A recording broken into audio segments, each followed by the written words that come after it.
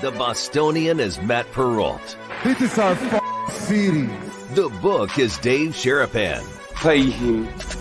Pay that man his money. Together, they are The Bostonian versus The Book. You covered! You covered 12! I covered! Follow the show on Twitter at Boston versus The Book. How do you like them apples? Bringing you the best insight on sports betting news, Matt and Dave's daily picks, and an entertaining and unfiltered dive into the sports betting industry. Here's Dave Sharapan and Matt Perrault. And here we go.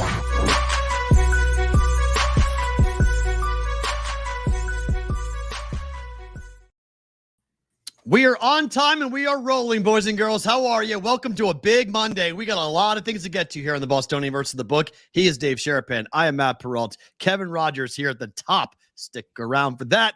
How did we get here? I have no idea, but I am wearing the 2004 hat, the 20-year-old hat for when it happened in baseball. I am wearing it, just FYI. It's an old hat with a lot of memories wrapped up inside of it, Dave. How are you? We got Cam Stewart coming on later. A lot of hockey talk today. How are you on this Monday? A lot of hockey talk. I'm good. Somehow you roped into the Red Sox and things like that today. It has nothing to do with the Red Sox. 6 games over 500. Red Sox have won 5 series in a row. Look out. I know. Here we go. It's really unbelievable. I had to watch Skeens pitch great yesterday and lose to the Rays. So that's how I got the Rays stuff on, representing Florida and all this other stuff. Florida, hockey, Edmonton coming back. If you're not excited as a sports person for a hockey game 7, I can't help you. I mean, we can't help you at this point. I don't care what your position is. It doesn't matter what you're betting. I asked the question, Dave. People's answer was they think the College World Series is going to outdraw the game tonight. Tennessee A&M will outdraw Game 7 tonight. It might. Listen, Monday Night Raw might. They're in Indianapolis. Pat's in Indianapolis. Raw might outdraw it. Like that. There's no question. Which again, you can't make people watch if they're not interested. We're just trying to help you get interested in more than just sports betting and stuff when we do the show. Hit the like button, hit the subscribe button, all of the above. We got guests. We got K-Raj coming in. The guy does the pregame and postgame for the Panthers. We'll have Cam come on and try to explain what the hell happened in the golf with the Scheffler. If you're betting the golf, you got a lot of CLV on some guys on some tickets, and you ain't getting home. It stinks. What a fun afternoon, too, other than the protest happening on the 18th green. It was a super fun day. Couple of things right at the top before we get to Kevin. Yep. Reminder, 1, we are off next week. So BVB goes dark over the 4th, so there will be no show next week to celebrate the long week. The 4th of July, most of you guys are on vacation anyway, so not that shocking, but we're going to take one as well. So we're off. And then later in the show, we're going to tell you where the next live show is going to be. We'll tell you where BVB will be live, not in Las Vegas. We will be outside of Las Vegas doing another live show. We will tell you where we are going and when we are going coming up later on in the program. But before we do anything else, we have to talk about tonight because this is going to be, oh my, for game 7s. Kevin Rogers, as you mentioned, pre and post game show. Put him in the big box, please. Right in the big box. Bostonian versus The Book here in Florida. Kev, where are you mentally? How are you? There's a game tonight. I thought the series was over last week. Oh, yeah. Well, I see you broke out the jersey. You're hyped up, ready to go. Look at that. Very proud of you. That's more of the Rob Niedermeyer jersey, not really this this one. There's not going to be many Rob Niedermeyer jerseys in the building. First question for you is, boy, if you pay attention to social media, that place is going to be just infiltrated with Oiler fans, Kevin. Have you seen this influx of Canadians down in the area, in the neighborhood, the grocery Sunrise stores? What's going on? Not really. We'll see what happens tonight. This isn't like when, Toronto comes in or Montreal comes in. Obviously, it's very rare when Edmonton comes in, and now they've been in several times, and I'm sure they want to do anything to get out of Alberta for an extra few days. So I'm sure that they're thrilled about that. I don't know, there's a lot of beaches in Alberta, but as far as this goes tonight, I really feel like there is a huge Edmonton slant. In the media and all that, will Connor McDavid win his first title? Will the Panthers choke? It's never can the Panthers come back from not really blowing the last 3 games. They're blown out in all 3 games, but from losing the last 3 to now winning their first ever Stanley Cup. And that's not being talked about at all. It's almost like, and I hate saying this so much, but I can tell you guys on here, it really feels like the media is rooting for Edmonton. That ESPN and all that, they were rooting for them because they didn't get the Rangers in the Stanley Cup. If they would have the Rangers, where you have New York and you have Canada with Edmonton, it could have gone either way. It's a win for everybody. But since you have the Panthers in it, then they're up 3-0 out of the chute. You're like, oh, great. This is going to be a sweep. This is going to be a fast series. This was a total waste of time.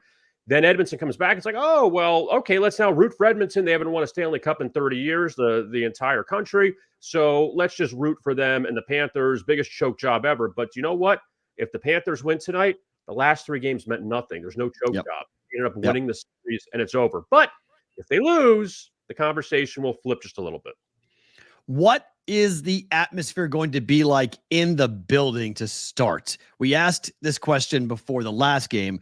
Who had more pressure on them, Edmonton or Florida? And I thought it was kind of a mix because obviously for Edmonton, they got to win to stay alive. But for Florida, if they lose it, oh my gosh, we're going to a game 7.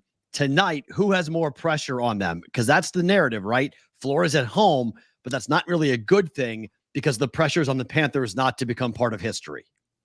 Matt, do you know who's the most pressure on them? What? There it is. The whole logo, the cat, all of it. Yeah. Panthers. Vamos Gatos. It's all of it. Here's the problem.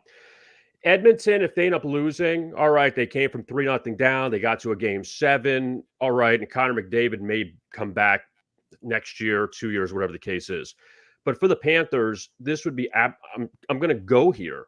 It's going to be catastrophic. It really will be because Paul Maurice has never won a Stanley Cup. He's this close. He got to the Stanley Cup final last year, but the Panthers obviously last year felt better because Vegas was the better team. The Panthers were a wild card and they were a little beat up. That was okay. That was better to accept.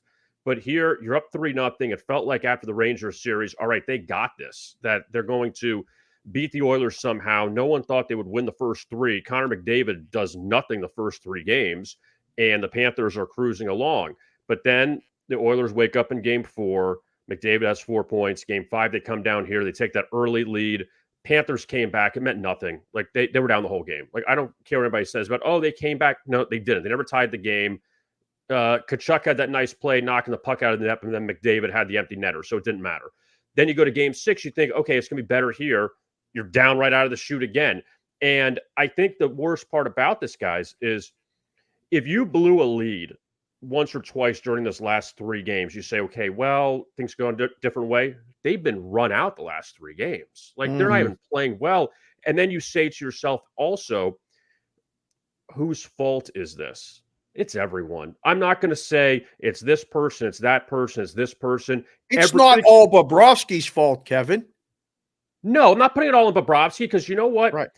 Barkov has actually been great in this series, considering he was elbowed in the head by Draisaitl early in the series. He still scored that goal in game 3. He had that game 6 goal, which the blade was over the line. It was an offside. It could have gone either way.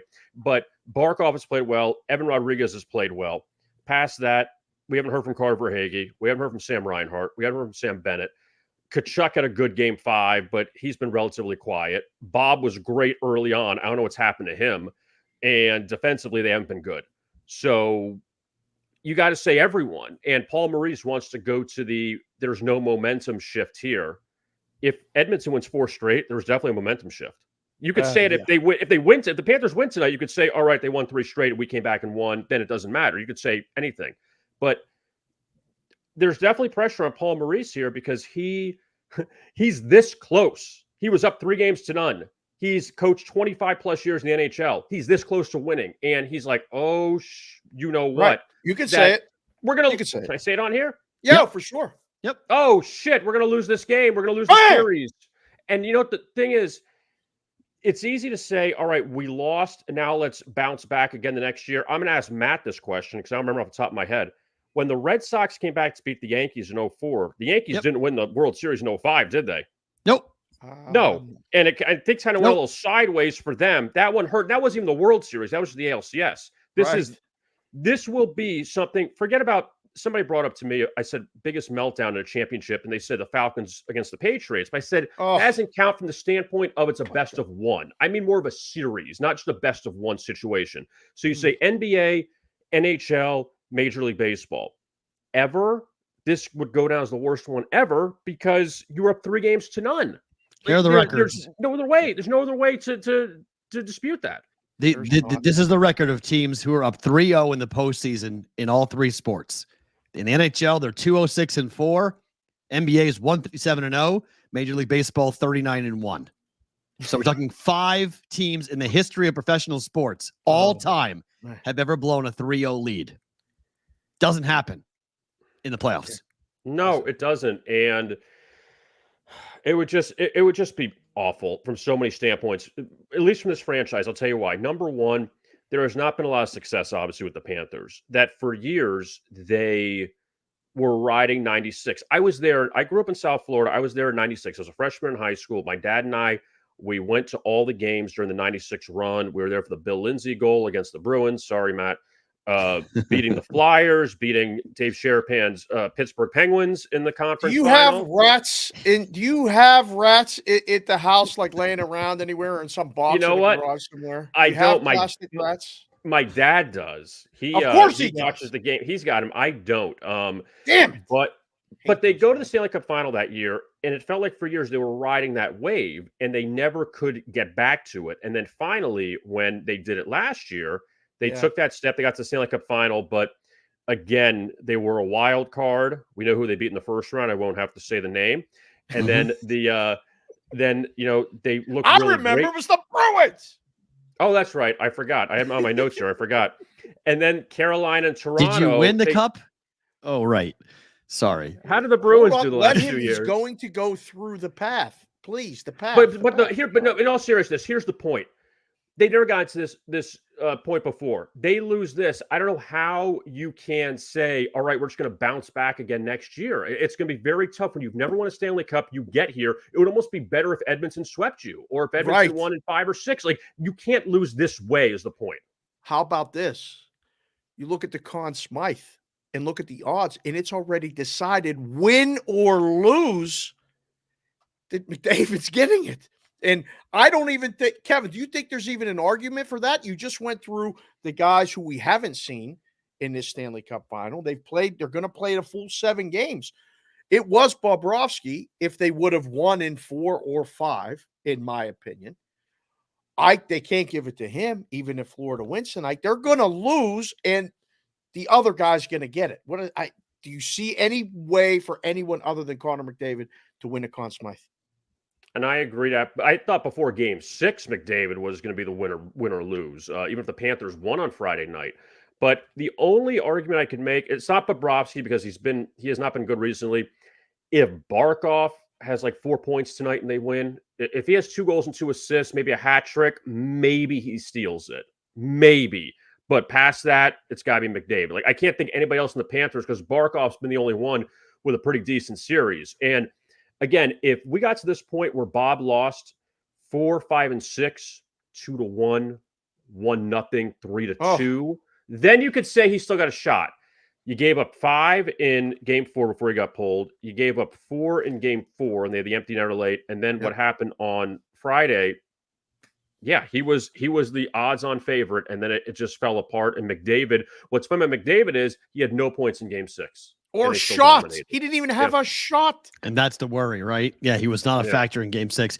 So you mentioned the Red Sox and what they did to the Yankees. In that game, in the second inning, Johnny Damon hits a grand slam. It was over. It was 6-0 Red Sox, and it was absolutely done. The entire crowd knew it. If the Oilers score first tonight, can Florida come back, or is the building going to be just completely silent?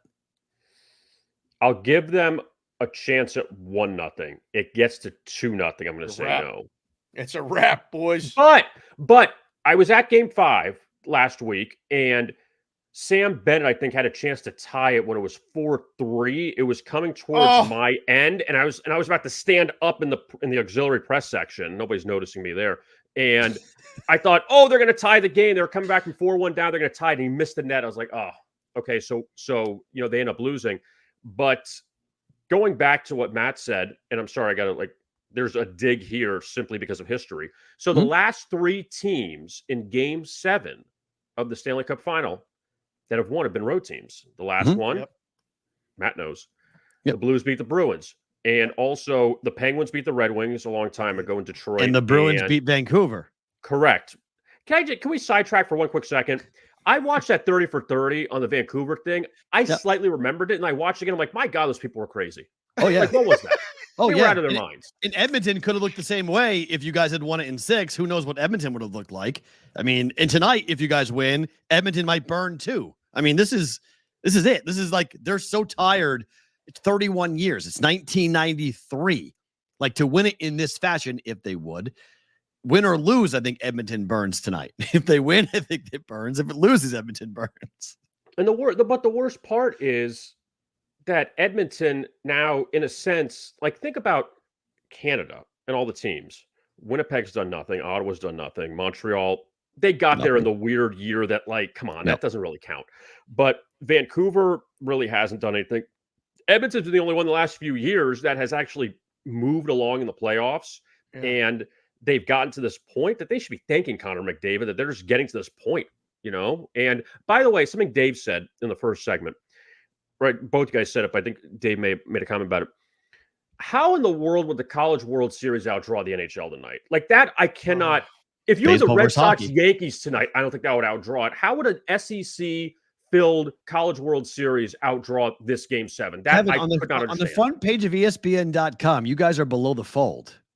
Game 7 in the Stanley Cup Finals is below the NBA draft on ESPN.com. That's insane. Oh, and by the way, too, I did see, or I saw something on, was it Get Up, I guess, that they showed some NHL talk. I'm like, wow, look at them mixing this in. Get away from Cowboy talk if Dak Prescott's the real deal. Getting away from it for a segment. But you guys have the rights to it, and you came and talk about it. I'm not saying it's right. I'm just saying what I think is going to happen. It's baseball versus hockey. It's Canadian. I mean, this is an epic, unbelievable baseball. It's not. It's college baseball. It's okay, but it's baseball. It's championship college baseball. It's a big deal in the country. It's more than hockey. It's a decider game. That's the problem. Yeah, and it's a game 3. The people now, I mean, we've seen it happen in sports. Just the regular season is hard sell, and then the playoffs are so long that by the time they get to the end, they're like, I can't believe it. If you're like Kevin, you've been in the building, you know what it's like in the Florida Panthers played their best period of hockey in that third period in Game 5 in the Stanley Cup. You were in the building. They were charging. They should have tied that game. If they tie that game, I think they win it. Why aren't they playing like that every shift, Kevin? They got to start hair on fire. They got to score first. They're not doing it. Here's the deal, Dave. This is what I think it is. And you guys, you followed sports long enough. And I even compare it to the NBA. When you have your stars doing what they do, then it's the role players that step up. I said that even years ago when the Heat played the Thunder. Remember the Durant, Westbrook, Harden team? The Heat had LeBron, Wade, and Bosh. And the tie-in, I have a tie-in here. Those guys will all cancel each other out. They do their thing. But then Mike Miller, Shane Battier, those guys stepped up. Yep. They end up winning the series. The Oilers, what they're doing here, yes, McDavid's being a star. Draisaitl hasn't been great. Hyman's had a couple goals, but it's all these other guys that have stepped up for Edmonton. Or on the Panthers side, they're not stepping up. These other guys were really other guys. Verhaeghe's their leading goal scorer in the playoffs. Reinhart had 57 in the regular season. These aren't just guys. These are really good players. And if they're not stepping up, Barkov can only do so much. Tkachuk had a great playoffs last year. He's been good this postseason, but not what he did last year. If you're not getting all of that, because you could also have the narrative too, which I think is, it's fair. Go back to Game 1. Bobrovsky stopped a couple breakaways out of the gate. Okay. Edmonton scores 1 there, maybe. Things change, but Bobrovsky kept him in that game. Even Game 2 was close until they broke it open late. Game 3, same thing. There hasn't really been one complete game, I feel like, where Edmonton has had 3 complete games. Correct. Just to go back to someone just said this to me. So it's interesting. The NHL is using North America, not America, meaning including Canada, for the eyeballs. So they're claiming Game 6 had 7.6 million people watching Game 6 across North America. So that's the average view. Game 6 was 9.7 million. The average view is 7.6, but that's including Canada. They're not even using America. So last year, the College World Series, Game 3 had 3.8 million people watching. So in America, who played in that? Does anybody even remember who played in that? LSU? It was LSU versus Texas. LSU versus somebody. I forget who. I mean Texas. I mean LSU, Texas. Who played? I can't even remember. Right, but I'm just saying. In the chat, I'll be curious to see what the audience in Canada is versus. We know the entire country of Canada is watching this game tonight. Yes. Everyone. Yes. In America, No. Florida, you guys are watching, but it's a warm weather thing. It happened to Vegas and Florida last year, right? When Vegas played Florida, like people just were like, okay, and they moved on. They're going LSU, Florida. Thank you, LL. That was in the final. LSU, Florida. Like people just go ahead and do other things in June when it's hockey. They just don't equate to it. So I think that's the problem. And we're looking at history. Yet this is not getting talked about nearly as much, I think, because I think this game should be hyped as the game of the night. It's going to be unbelievable. To your point about stars stepping up, do you think if Bob is not the best player on the ice tonight for the Panthers, can they win this game? My mic works. I'm shaking my head saying no.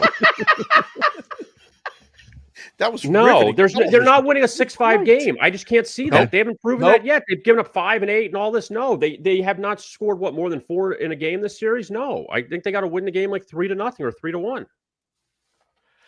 Underplay. Last one for me, sir. If they win, are you going to the parade? Are you What's going to take kids to the parade? It's not parade. Are you a parade guy? Like he's going to be in the parade. What do you mean? No.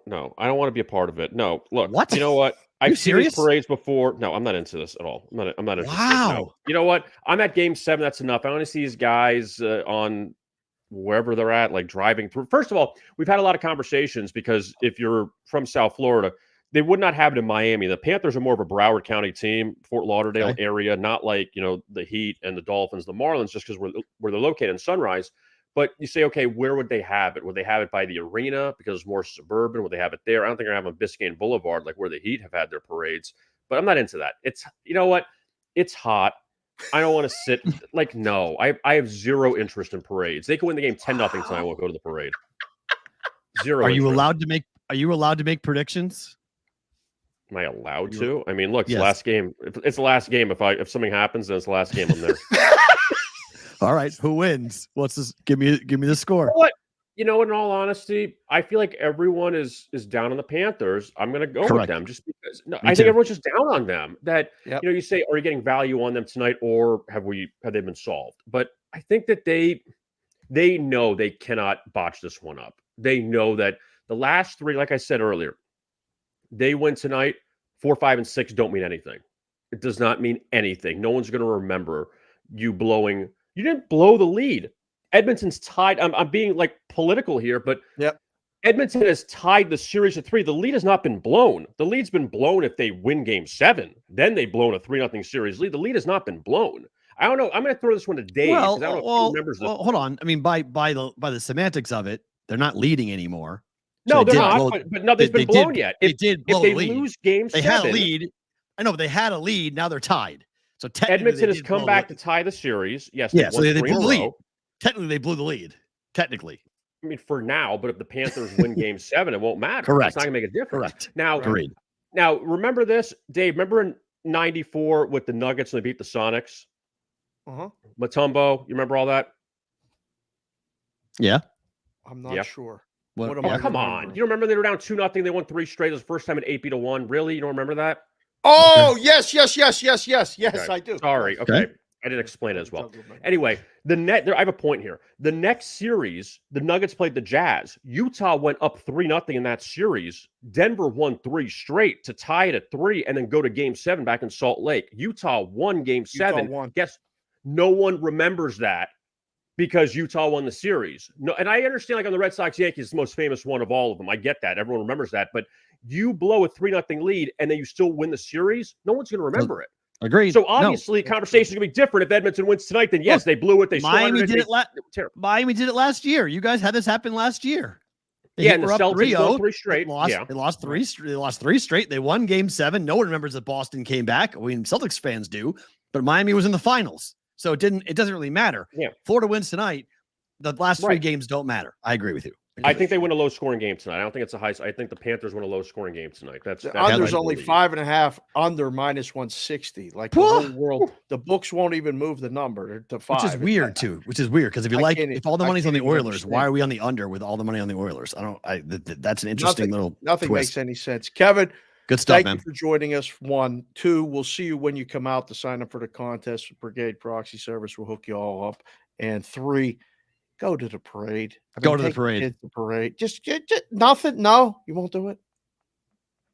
No. I could be driving the bus in the parade. I won't be going to it. Wow.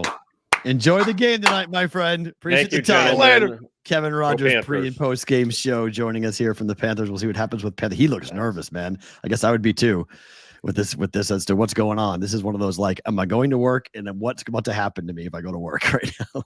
Kevin was at the games as a kid with his dad. Right. Like Kevin likes sports. Yeah. Like he's still into that stuff. So I hope for his sake they win. But by the way, CBW, there are 39 million people in Canada, not 3. All of Canada's what, 3 million? No, there's 39 million people. This guy's supposed to be checking on stuff, bro. That's 3 million. 39. There's 39 million people who are in Canada. So just come on now. We're not besmirching Canada. They and like love half the of them show. Half of them are going to be watching the game tonight. So on that. Right. So, all right. What happened this weekend? You mentioned it. Scotty Scheffler wins the Travelers in a playoff against Tom Kim. Scheffler became the first player with 6 PGA wins before July begins since Arnold Palmer in 1962. Is that any good? He became one of 4 in the last 40 years to win 6 or more on tour in a single season. Is the season June. Over yet? It's June. It's June.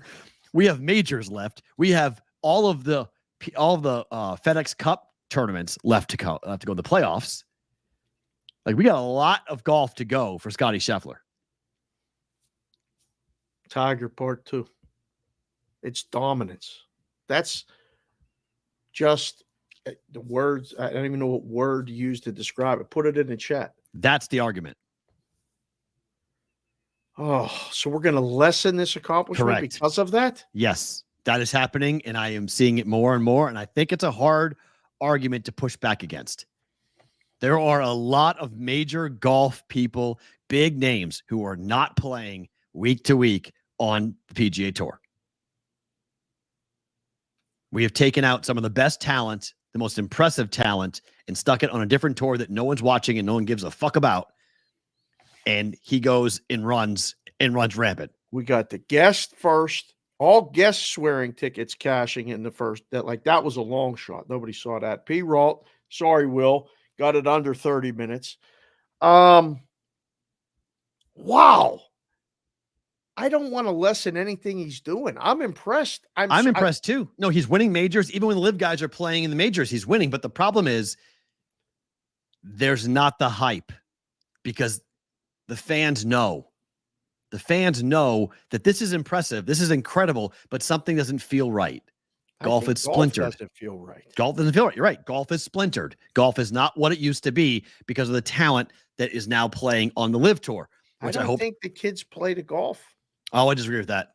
I think golf is still. I don't think the kids are nearly as interested. It's not as cool. I think it's never been cooler, to be honest with you. I think golf is a gigantic, huge betting opportunity. More people are betting golf than ever before. More people are talking about betting golf than ever before. Okay, they're not betting it. But whether they are or they aren't, it's in the space. People are talking more about golf week by week. People are paying attention. The audience yesterday for the playoff was gigantic for CBS. On that with Tom Kim versus Scheffler. It's a Travelers. It's an elevated tournament. It's $3.5 million, I think it was the grand prize there that he won. He's won $27 million. Like, he is lapping the field and he's destroying people. But it's not the same. Yeah, Cam Young shot 59. That was incredible. Cam Young on Saturday shot 59. I faded him yesterday, and he tied Justin Thomas. They both shot 66s yesterday. And I mean, I think it's wild to watch. The name of Scottie Scheffler is not being talked about in the same vein as some of these all-time greats, but what he's doing, it would put him into an all-time great conversation. People are saying, oh, it's his, he's 27, or it's his personality. He's super nice. He's not, anything we haven't seen before, blah, blah, blah. I think it has a lot to do with the fact that the Brooks Koepkas and the other major golf winners are all on the LIV Tour playing, even this weekend, playing in a tournament that Jon Rahm's not a part of. Well, all of that may or may not be true. I just don't think it's nearly as in the mainstream as much. I mean, golf never has been golf's never been in the mainstream. Well, I know, but it was when Tiger was doing this. Yeah, that's one guy in one top part of history. Okay, so that's the comparison. He's not even close to Tiger to me. Yeah, he's not even close to Tiger to me. He's not even in the books are pricing him like Tiger, but he's not even close to Tiger. Like not even in the same conversation yet. Different time. Just different player, different talent, different skill set. Battle for attention. Golf is struggling to get it. It is splintered. It's all over the place. And, boxing started to splinter and have more titles and more IBF, WBA, WBC, all this. Who's the champ? Who's the champ? Right. That's all anybody want to know. I want to see him fight. If you're paying attention to golf at all, you should want to watch Scottie Scheffler golf. He's so matter of fact. He looks like he's hanging out with me and you at TPC Summerlin on a Sunday. That's the problem. What do you mean? That's a problem. He's not exciting. He's boring. That's the problem. He just doesn't captivate people. People aren't gravitating towards him. He's a really good, nice guy, family man. There's nothing you can't speak. No one speaks an ill will of him. There's no animosity. There's also no Phil. He has no rival. There's nobody up against him. Jack needed Arnold Palmer. Tiger needed Phil. Scottie needs somebody.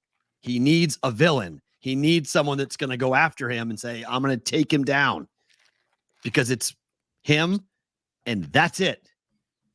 There's nothing else. There's no friction point for Scottie Scheffler. A lot of people really thought Tom Kim was going to win. I thought Tom Kim was going to win. I wanted her to win.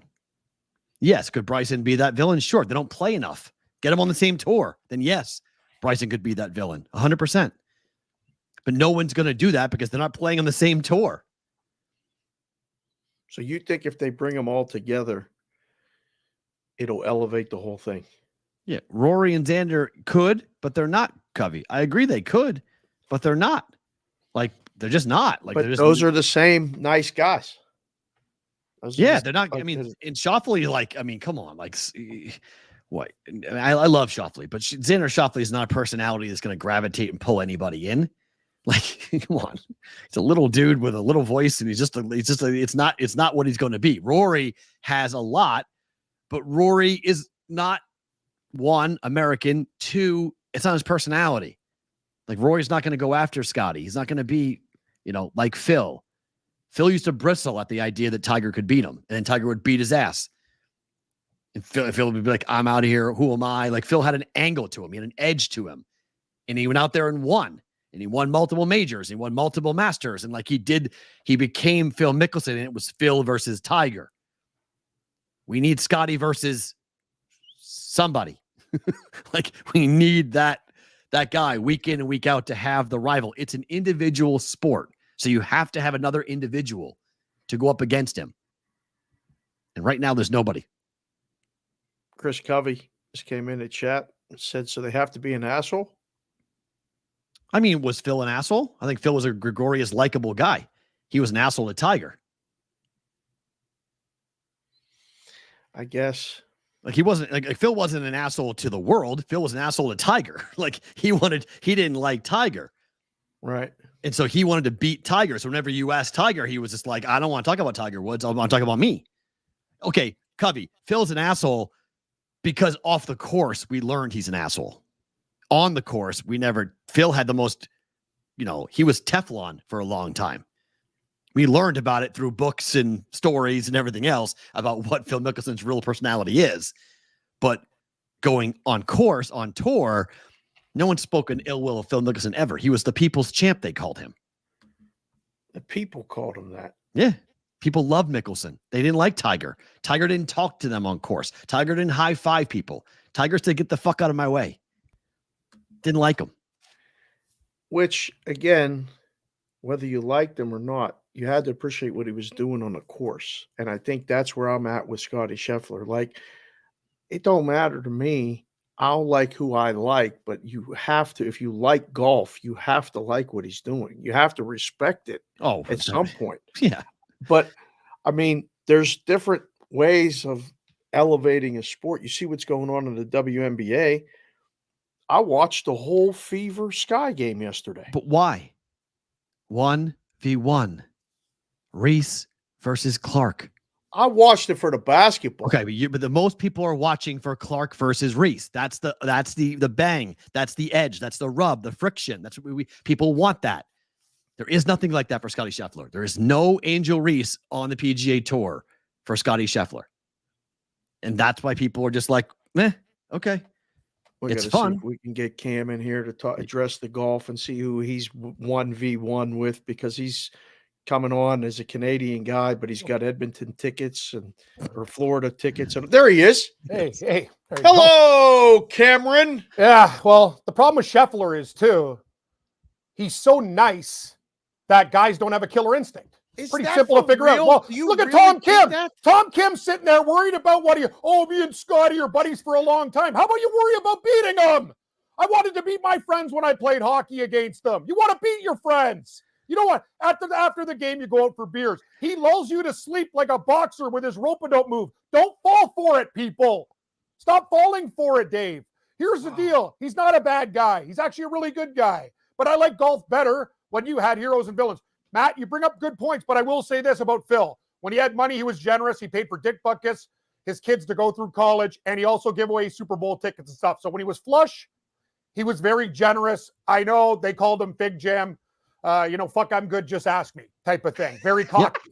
Yep. That's what my uncle said. Like when he's at the Canadian Open, he goes, Phil's walking No, around but there, I mean, cock look, of the block. I read the book on Phil. There's him and his wife, when she was going through breast cancer, Phil gave millions and millions of dollars and I'm not saying he's not generous and not a good guy, but generally speaking, when you hear the stories about Phil Mickelson, it's not what you think. He's a different personality off the course than he is on the course, and in public, he's different in private. Yep. And Matt, another thing though, too, it's not like people wanted Tiger to win in the same way they want Scotty to win, because people like greatness. People like winners. And I've had money against Tiger Woods where guys are fucking moving boulders to help him win golf tournaments. Right. Is that an unplayable lie? It's a fucking rock. It's not even a small one. It's a gigantic boulder like you find in the desert. No, let's just move it for him. Nobody does anything. Scheffler's the same. It's amazing to me, though. Scheffler has had so many breaks, too. Not only is he the best, but I've seen like very questionable rules a lot of the time with like stuff compared to other guys. Like I remember Kurt Kitayama, guy went to UNLV, like he was in a real bad spot. They didn't give him a free drop or anything like that. Everybody else is like, oh yeah, it's fine. Don't worry, Kurt. You'll figure it out. The guy ended up triple bogeying and still winning the golf tournament. With Scheffler, it feels like he gets the Tiger Woods treatment. But guys, stop being nice to him on tour. He's beating all your asses. Do you want to win or do you not want to win? I didn't like the way Tom Kim handled that. He's like, Agreed. This and that. I'll back down to Scheffler. Fuck, you should want to kick his ass, dude. Like that's what you do. I don't care how good the guy is. I think you have to tell yourself that if you're competing against him. Yes. You have to absolutely go with, listen, I'm coming to take you out. If I lose, I lose. We'll talk about that later, but I'm coming with that mentality. People betting on golf, Cam, you do it every week. You talk about it on Sports Grid at Cam Stewart Live on the Twitter and X and all that stuff.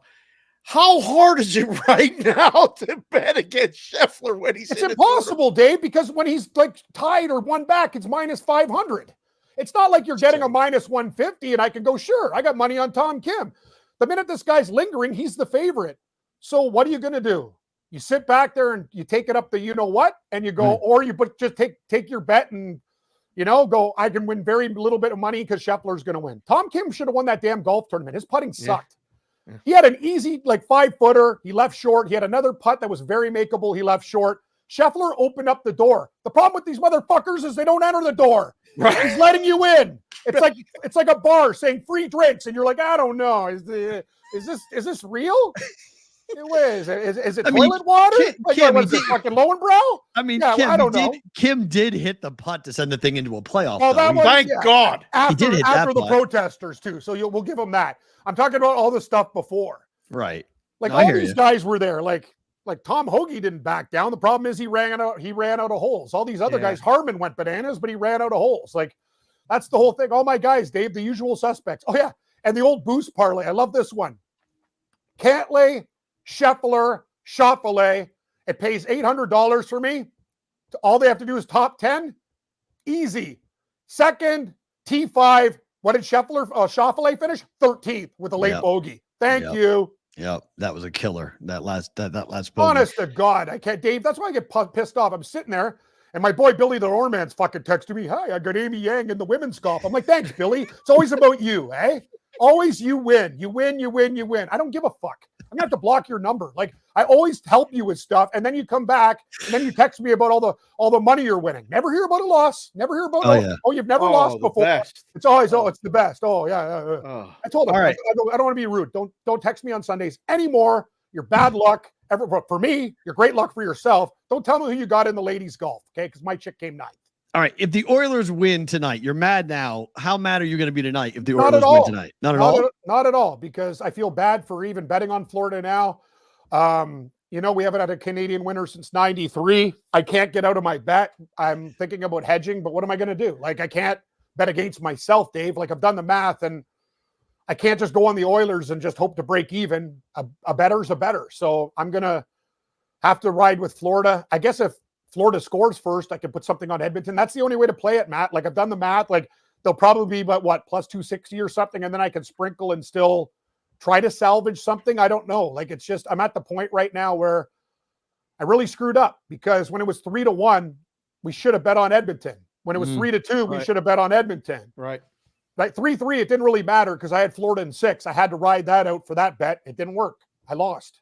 So now I'm just sitting there going, here it is. And, I feel good for the people of Edmonton. Like, they haven't had a winner in a long time since, the Gretzky, Messier days. Fuck. The last team to come back from 3-0 was the 1942 Leafs, Matt. We weren't born 33 years. I was still in my mom's womb. She didn't even know who my father was back then before they hooked up in Quebec City with Bonhomme on the bus, getting wasted at the Quebec Carnival. That's when I'm getting conceived. But anyway, those were crazy times. Is this going to hurt more? Like, if Edmonton would have got swept or lost in 5, it would have been easier to take? Or is this like that thing, look, we played good, we're here? I'm just thinking, what is it going to be like if Edmonton loses in Edmonton? Forget about, because everybody kind of advancing it along that they're going to win. They still got to win a road game in a game. I know. It's tough. Dave, imagine coming back all this way just to lose. So Oh, Edmonton's motivation with McDavid playing the way he is, and Hyman's kind of got his groove back. And I hate to say it, Skinner's playing great. The problem is Bobrovsky. It's not all his fault. I don't know what happened to this defense that was shutting these guys down. They look like a totally different team. They used to pound Edmonton on the forecheck. I really noticed it. And now Edmonton's breaking out with no pressure on by Florida. That Florida's game is to bury you. It's like they're two different teams. It's like, what happened to this team that like murdered the Rangers and put everybody like into the glass? Like, I don't see it anymore. But this is the beautiful thing about hockey. Momentum changes quickly. So I got to ride it out. I'm on Florida. I'm not proud of it.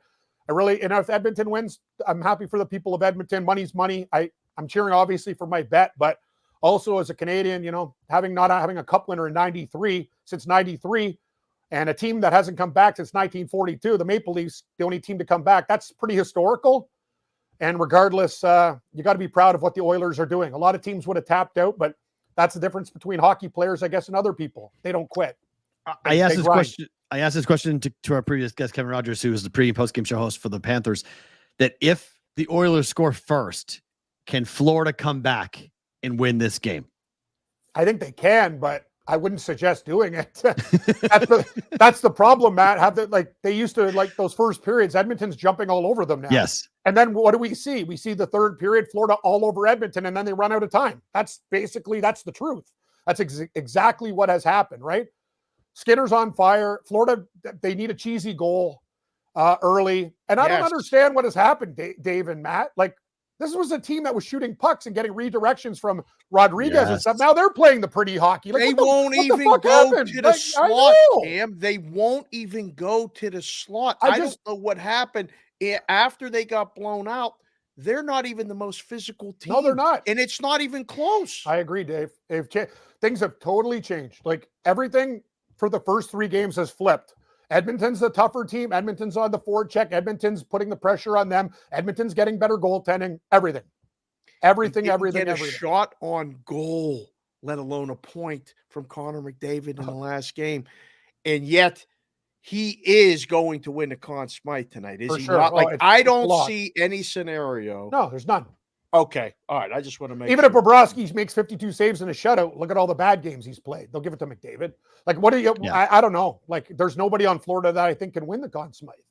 There really is. Like, not Barkov, not anybody. Like, who? I really don't know what the crazy thing was. Kachuk, like, all these guys were talking a big game when they were up. And that's the dangerous thing about hockey. Like, Florida felt pretty comfortable. Now you go in there. That's why you got to win that game. You got to go for the sweep. Matt, we talked about this when it was 3-0. I said, the minute if Edmonton gets any type of life in hockey, I've been there before because I don't want to sound like Al Bundy, but when my team was, we played an 8-point series. We were down 7 points to nothing. We came back and won 4 straight, a game in quadruple overtime. The other team was devastated. We didn't quit. That's the whole thing. You don't give up. You don't tap out, right? You keep on grinding, and Edmonton deserves a lot of damn credit. I was on the under last game. There's 2 empty net goals. So I'm scared to even like worry about the total. I'm just betting on the side. Like the total to me is nuts. Like, because it's an elimination game. Like, I gotta roll with the punches, but I'm taking Florida, and that's my bets. And if Edmonton wins, I'll be happy for people that bet on Edmonton and the country. But I got to worry about my bills and such. And I decided not to hedge out. I like Carter Verhaeghe, as I always do, to score the first goal of the game. He's actually been the best Panther in my opinion, but he's been snake bitten. A lot of his chances, Skinner saves. Like, he's the one guy I find that's consistently better than the rest of those guys. He's not a very lucky person, but I think he's been one of the better players. But I expect him to be in the mix tonight. He got an assist last game, so I'll register him for an anytime point. I'm actually going to take Florida in the first period because, to your point, Matt, if they go down to Edmonton, I think there's a big problem. Like, they got to come out of the gate gangbusters tonight, and then we'll play it from there. Let me change the subject real quick before we let you go, Matt. I'll ask you another question or whatever. But the show's called Bostonian versus the Book, and Matt decided to wear the Red Sox stuff today. That's fine. I don't know what the hell's going on with the Blue Jays, but they had a really bad weekend series, and they're playing the Red Sox tonight. They're huge dogs again. Bassett's on the hill, and like, I don't want to pile on, like, because if Florida loses and ask, but like, what the hell's going on with your Blue Jays? Seriously. Well, kind of the opposite of Edmonton. They look like they've checked out. We got a prospect who can't miss, and the guy gets 80 days for PEDs. 80 Are you games. fucking kidding me? He just got 80 games. He just got called up. He just got called up, Dave. He just got called up. Like, I don't even know what to say anymore. And I told you this before, and I don't care if this guy listens to the show. I don't care if he knows who I am. Ross Atkins is the problem. John Schneider is a figurehead. Since he's come to this team, I know a guy that worked for the organization personally. He's a friend. Guy fired him on the golf course. He's an absolute shithead. And that's my opinion, and I'll keep it to myself. And the opinions of Cam Stewart do not reflect the Bostonian, the Book, or the opinions of Sports Grid. Again, if you want to take it up with me, you can take it up with me. The guy's a snake, and that's fact. And get him out of the city, and then things will change. The players, it's just a gong show right now. They're an unbettable commodity. Even if they do win with Bassett, what are you going to do? I was at that game versus the Mariners. Yes, Linus, I was there. It was an absolute. It's almost like that game kind of broke them. As I told you, I was on the train, and kids. That little kid was crying. Told that story. Tell that story. Tell the story. Kids on the train crying. I tell my buddy, God, I lost so much money. I can't believe this is happening. Didn't hedge out. Kids like, Dad, how did this happen? Like, why do we lose all the time? Go, son, just get used to it. Every Toronto team will lose. They suck and will break your heart. I want to give you an early lesson. Don't put too much faith in it. Love you, son. Like, it was like a kid was giving young kid getting like drilled by his father saying, don't bet on Toronto teams. I don't know. Oh my. Sad reality, Matt. But anyway, yeah, like if the Jays win, sure. But Tell me what you guys got. I got to get out of here. I got to have my afternoon nap. I'm very tired today. I'm doing the same thing that I've done basically the whole series. It's first period under, second period over for this game tonight. I have no clue who wins. I'm picking Florida, but I'm not betting Florida. Edmonton to score the first goal. Do you like Edmonton to score the first goal, Dave? I do. That means they're probably. Florida's not going to win the first period. Pressure on the Panthers. They're playing scared. And when I watch it, I'm like, they have to play like they did in that third period in game 5 when they threw everything in the kitchen sink, but they were already down 4-1 and they lost. And now it's here. And like game 6, they might as well stayed home. That was not a good effort at all. So tonight, if they don't start with that urgency, Edmonton's going to catch them. Either on the power play or I mean, geez, shorthanded maybe the way that Edmonton's killing penalties. That's another thing about Florida, Dave. Just to sort of interrupt. Like, what's the deal with these guys? Like the Rangers did it too. The Rangers were better shorthanded. I know. What's the deal with you guys? You give up shorthanded goals. Like it's like you're giving away free stuff. Like stop doing that. Like what are you doing? The power play is supposed to be an advantage. Like these guys turn it into a disadvantage. Like I don't know. Maurice is a good coach. I don't know what the hell is happening with this team, but Knobloch's done a great job too. The way he's switching up the lines. He's done a really good job. Dave, like I've never seen like he has intuitions where he puts guys on lines and then they score and stuff. No doubt. Like, he is out coaching Paul Maurice, and Paul Maurice is a good coach. Let's call it what it is. So at least Dave, I guess I'm going to stick to women's top 20s and live golf since my boy Ty Hatton gets it done for us at 12-1. Screw off PGA Tour. I'm a live guy now. It's the only damn tour that gives me money. Phenomenal. Kim, good stuff, man. Canada, Tom Kim at 50-1. So did all my buddies, Geoff and everybody. Like, imagine that. Like, this Scotty Scheffler is just ruining financial freedom. Go take a nap. Yeah. Go take a nap. I'll see you later on Sports. We'll see you later on Sports. Yeah, Foster's already asking me for my night picks. I'm like, I don't even. They never stop. They never stop. No, I love Foster. I just can't find my ass for my hole in the wall right now. I don't know what to do. Like, I'm so rattled with this hockey. Anyway, I'll go watch some soccer in bed, I guess. Later, Cam guys. Stewart, good stuff, man. Care. Appreciate it. Take care. We'll see you down the road. That's Cam Stewart. The F-bomb tracker was quite hysterically funny. Whoever was doing that. Hold on. Thank you very much. In the chat, that was pretty funny. I think the F-bomb tracker was at 9 for Cam. So he wins. Over. He wins. So there we go. 9. Yeah, cash all those tickets. Thank JPC. You. Thank you. He's counting the F-bombs. Appreciate you, sir. That's tremendous. I love them. I mean, listen, that's 2 good guests. That's phenomenal. Two good opinions. I don't know. This is going to be fun. I can't fucking wait. Look, I think Florida wins. I want the Oilers to win. So I'm not betting it because I'm conflicted. Just going to do first period, second period like I've been doing and get out of the way and watch the third period with no money on it. Well, but my God, how sweet would this be if the Florida Panthers choke this? This would just be beautiful. It would be a chef's kiss. Like just too good to have it happen. It's forever. You become the first since 1942 to blow it. I mean, absolutely. And like forever. It's just really funny because if you remember when Trent did that can't miss money line parlay, Panthers Celtics, and the Panthers went up 3-0. Everybody was like, "Oh no, Matt, Boston's in trouble. Boston's in trouble." Everyone was assuming the Panthers side of that bet was good. Yep. They lose tonight. That's a hell of a kiss of death right there. Like that's brutal. like that is absolutely brutal. I got both sides of it. And we were going through it last night because it was funny. The kids were asking, who do you want to win tomorrow night? Game 7. And I actually had to go through and I'm like, it's a bigger net positive if Edmonton wins. Okay. I've been sitting here rooting for Florida the whole time. Whoops. Like I've been going because I got quantity wise more tickets, but they were the favorites. You're right. So the odds were lower. And I went through it and I'm like, huh. And they're funny. They're like, oh, well, so you got to go pick up tomorrow? Like you going around? And I'm like, do you want to drive?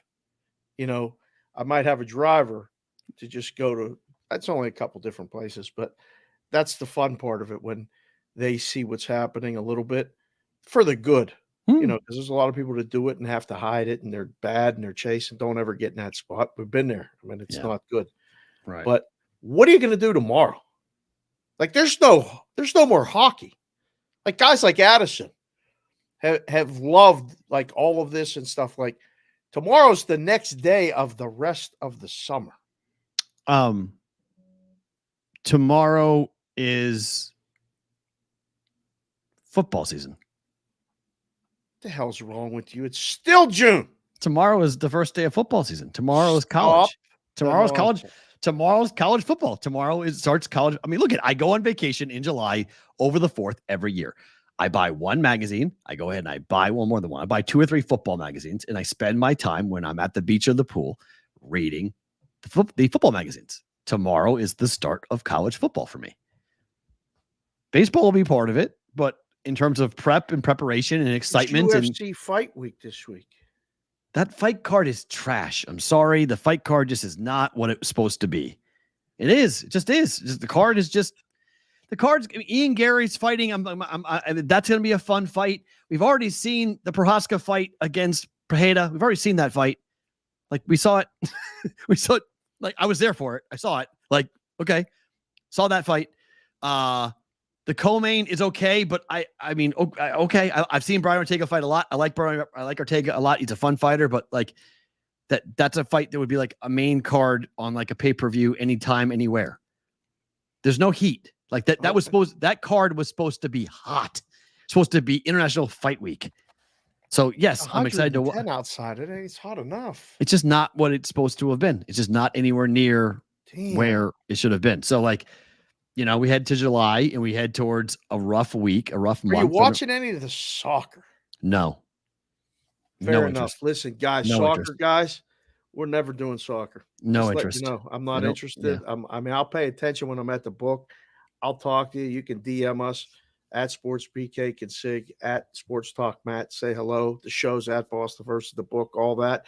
Email the show. We'll get to that in the proxy story today. But I'm trying. The soccer guys are loving the soccer. I mean, I don't know. The soccer, between that, the F1, there's a lot of distractions. The golf, apparently nobody likes Scheffler. He's boring. I don't know. Tomorrow's the beginning of it all. Yeah, I mean, I think there's a lot of people who are going to be putting their accounts on ice for a couple of weeks after tomorrow. The summer, I think a lot of people are going to be doing that. So you want to make the announcement? I think now's as good a time as any. I mean, this is nice crowd in here, right in the middle of the show. So let them know. My brother just texted. Why it reminded me? My brother just texted me. He's in Amsterdam. I didn't know he was in Amsterdam. He just said, "Sorry, I didn't write back to you, but I'm in Amsterdam having phone problems in Amsterdam." I'm like, okay, Owen, I didn't know you were in Amsterdam. He's in Amsterdam. He's gonna be at the show. He's like, I'm trying hard to make the show, and the show is gonna be in Reno. BVB Live, Reno, at the Circus Sports location in Reno. We'll give you the full details, time, and everything in a couple of days. Okay. But if you are in Northern Nevada, Idaho, looking at you, guys, even Montana, if you're in Northern California, it's a quick little John over. My brother lives in Oakland. Okay. It's a couple of hour drive to the east to come over. We will be live at the book at Circus Sports' location in Reno on Friday, July the 26th. Most likely it's going to be a 2:30 to 4:30 show, which is about 3 hours later than what we normally do the show at. Yep. But you guys are used to that because that's how we do most live shows. We go late. We go into become an afternoon drive show or an evening show. So we call it BVB After Dark. So we're going to be there. It's the Circus Sports weekend that's happening up there in Reno for the football contest signups. So we'll be there with the Brigade Proxy Service. Which, like, now.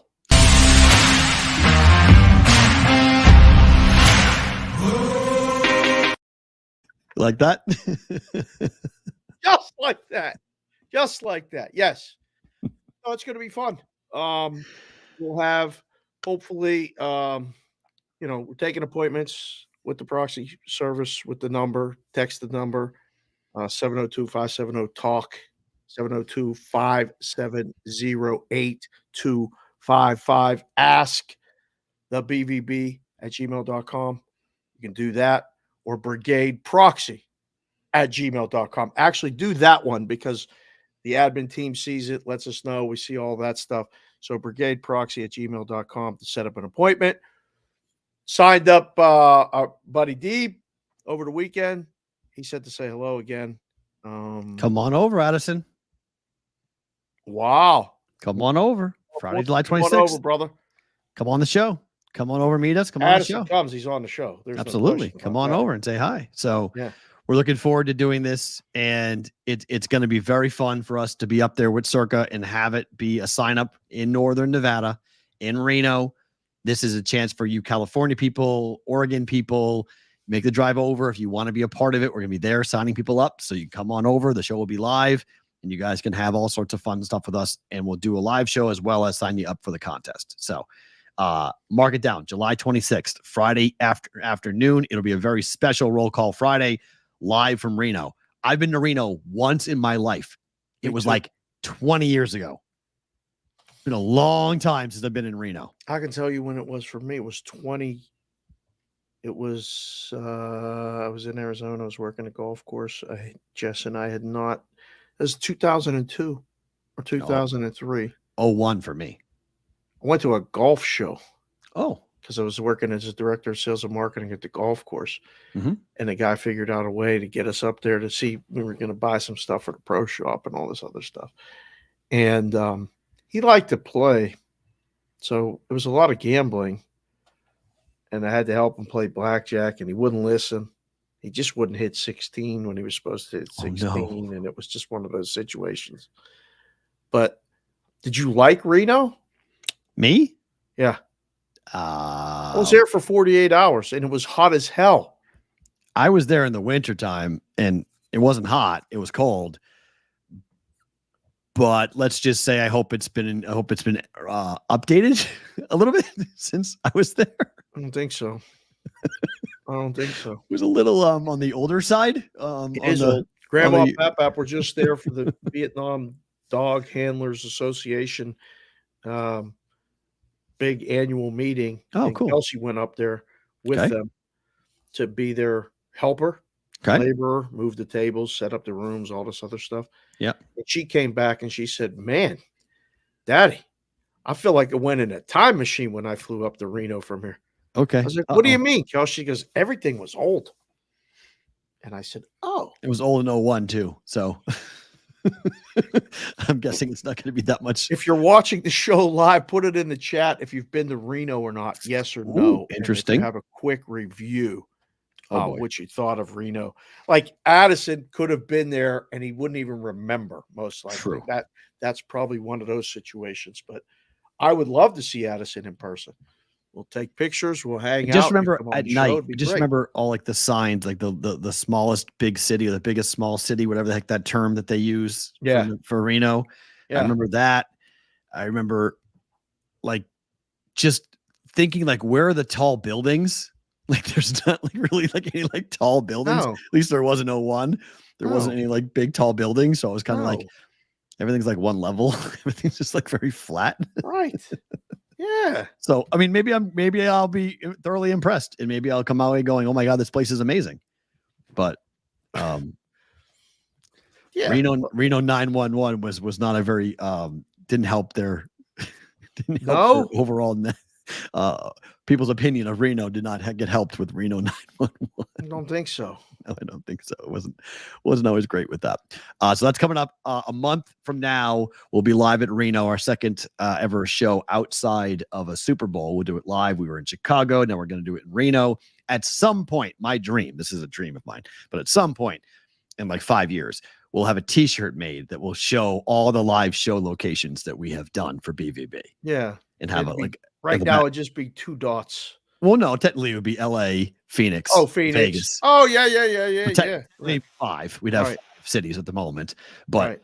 it would be neat to have like 12 or 15 cities that we've been to and done live shows from. So Right. we are second one in the state of Nevada. Vegas, obviously, our home base, and now going to Nevada on the 26th on Friday. All right. I don't know what to do with this because this is one of the strangest stories in a while, but this is the hand of Edwin Diaz. Yep. who was ejected last night on Sunday Night Baseball for having a foreign substance. Dave, how in the hell did he think he was going to get away with this? They check the gloves and the hands all the time. How do you have that level of substance to the point where a camera far from you can... Oh, you froze. Hold on. Don't say a word. You're frozen. Good freeze face, too. Snap your fingers. Come back, Jack. Hold on. I should be back. All right. There we go. You're back. Go ahead. So you get an automatic 10-game suspension. Automatic. He did not even throw a pitch. Came in, they checked it, like, goodbye. Yeah. Bad job on all counts because they're winning. They got the most wins in baseball in June, the Mets do. You're up. Even if you're using it, don't use it on Sunday Night Baseball where there's 8,000 cameras and they might see it while you're running in. Like, I was watching the game and I went, wait a second, what is that? No sound. And I said, ooh, that's sticky. Like, what the hell is that? I don't even know what it was. What kind of mix of stuff? It was blue. It looked blue. It did not look. Look at that. It looks blue. Yeah, I don't know. Yeah, what that is. And I mean, we got introduced on Friday to that other thing. Haktui? Tua, whatever. Like that was sticky stuff on the hand. He didn't even spit on it. What? What are we doing? I'm just saying he didn't do, like, what are you doing with the sticky stuff? Doing? Sometimes just spit on your hand. That's enough. If you're pitching, it's got to be moist sometimes for the grip. You got to grip it. Oh, my God. Stop it. Stop it. I'm talking about the baseball. What are you talking about? What are you talking about? Just say it. It's still on Sports Grid. Stop it. I didn't say nothing. We're never getting off late night anyway. No kidding. Stay with it, here. Come on. Oh my God! Yes, there are many people who did not know about the Hawk Tua video, and then it became the thing. I mean, sports books, everyone doing the AJ Hawk and the Tua Tagovailoa parlay. Right? How about that? We really doing this? Like, we really actually doing this? I want to thank everyone for watching the show. And trying to get ideas and different things like that. We appreciate all of you for watching. Just let them know that you heard it on the BVB. But I don't know what that was. An automatic 10-game suspension now? Yep. Playing the best baseball you're playing all season? Use your head. What are you doing? I don't know. Yeah, that would be good. I need a picture of a train derailment. That would be awesome. Thank you, Whitrock. We love you too. Thank you. Oh, too good. I don't know. I mean, it's one of those like, okay. Your boy Skeens threw 102 on his final pitch, 8 Ks in the Pirates win, and then went out on a boat with Livy. They lost. Oh, they lost or they won that game? Oh, sorry. They won the game. They lost? My fault. Sorry. Lost. I thought they won. They didn't get a hit yesterday from the 3rd inning on. Ouch. They didn't hit a ball out of the infield from the 4th inning on. Like, I don't know. Skeens there might be a time where Paul Skeens might be more famous than Livy Dunn. I realized that yesterday. Wait a second. He's not now? No way. Not right now. No, not yet. He will win the Rookie of the Year. Yeah, he needs to be on a better baseball team. He needs to be playing in the postseason. Just fact. No, he can be on your team, but your team needs to be better. I'm not saying he be on a different team. Okay. I was going to say the team he's playing for. It doesn't need to be the Yankees or the Red Sox. It could be on the Pirates. Just the Pirates have to be better. If the Pirates are if they're in the playoffs or they're a playoff team or their caliber, they've got a chance. And Paul Skeens winning Rookie of the Year is a good start. He'll start to grow, but like she's hanging on to him with both hands. Like she's like it's very obvious. Like she wasn't before. Like when they were dating in at LSU, like she didn't really tweet about him. She didn't put him out on her social media. every time he pitches, she posts a picture of the two of them every time. Like she's like putting her flag down. Like, this is my man. Get away. Everyone else go away. Like, so in Pittsburgh, I mean, think about it. Him in Pittsburgh right now. Is there a bigger star in Pittsburgh than Paul Skeens right now? The Pirates, it was Andrew McCutchen bobblehead day on Saturday, and place was sold out, 30-some thousand. Okay. He pitched yesterday. It was a big weekend. They just got to win the games. Like we're so close, and I'm getting the texts and the DMs, and everybody knows I'm a Pirate fan. I love the Pirates, but man, can we get a bat or something? They're talking about trading for Robert. Dave, is Sidney Crosby really? I mean, you know more than me, Dave. Oh yeah, it's his city. Historically, yes, but right now, would somebody be? Penguins are not. I mean, would somebody be more? Russell Wilson is the biggest star in Pittsburgh right now. Stop it. Oh yeah. Oh, he's everywhere. Oh. We talked about it. I talked about it with Pony on his show. It was on. I got text. I recorded it Friday. It aired yesterday. I got like 3 or 4 texts like, "Hey, I'm listening to you on the radio. Hey, great job." Blah blah blah blah blah. And we talked about where the Pirates are versus where the Penguins were, because they lost. They didn't make the play out. Right. Done. And how this Steeler thing has really taken a hold of. Russ is the mayor in Pittsburgh. He's going around to like celebrity softball games, celebrity basketball games. He's appearing at everything. And the local news media is all over it. So he's ingratiating himself pretty much in there, from all reports. I'm not there, so I don't know. But I know the Pirates got to win for Skeens to get up. But I'll tell you this, yesterday in the morning, I went out for a walk and went and did my thing. And my neighbors, Chris and Renee, were getting in their car to get, I guess they were going to have breakfast.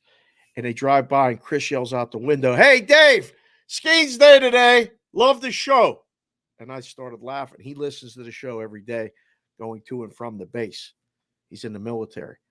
But Skeens Day is a thing, Peralt. It's like you talked about what it was like in Boston when Pedro pitched. It's a real thing. Skeens Day is a national thing. It's a big deal. It is to baseball fans. I mean, she's more famous than he is at the moment. I just can't believe Russell Wilson's the biggest star. Whew. Okay. All right. Game 7 tonight. Florida, the Cup. Canada's not won the Cup since 1993.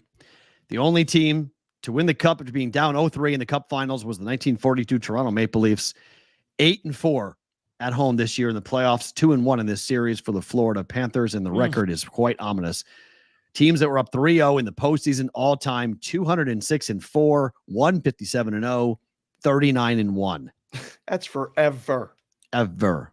5 teams have blown leads of 3-0 in the history of professional sports in the last over 100 years of playing professional sports in North America. It's happened 5 times. The chat nailed it. They nailed Game 6. Give them a poll right now. Give the boys and girls a poll. Who wins this hockey game tonight, EDM or FLA? I think we get overwhelming EDM again. I mean, I'm not saying they're wrong. I'm going to go contrarian and be on the book side tonight and take Florida. I think Florida it has to be Florida. That's Florida. The play if you're going to play it pre. But I don't know. I'm just completely engrossed in the total discussion. I cannot believe. Is one snap here? Is one snap in the chat? I haven't seen him yet. I don't know. He's going to be so excited. I mean, I can't believe what he must. I mean, because I want to ask a question to Edmonton fans. Like, if you, like, when the Celtics got here to Game 7 and then lost Game 7 to the Miami Heat last year, it was such a bummer. Like, you had come all that way. Everybody got back in. Everyone bought back in. The bandwagon. They were home and they were favored. Who were? Miami? No, Boston. Remember? They lost that game at home. Oh, that's brutal. Yeah, I forgot when they lost it. They lost it at home. That's brutal. Like, this is a bigger task. You know how hard it is to win game 7s on the road, especially in hockey. Yeah, but recent history tells you game 7s at home are harder to win in hockey. The road team has won a bunch of them. Correct. I mean, that's what the Bruins won game 7 in Edmonton at home. I mean, on the road. Like, you've seen it. People have done this more often. Yeah. We've seen road teams because they're not playing with any. That's why I'm asking the question about the first goal.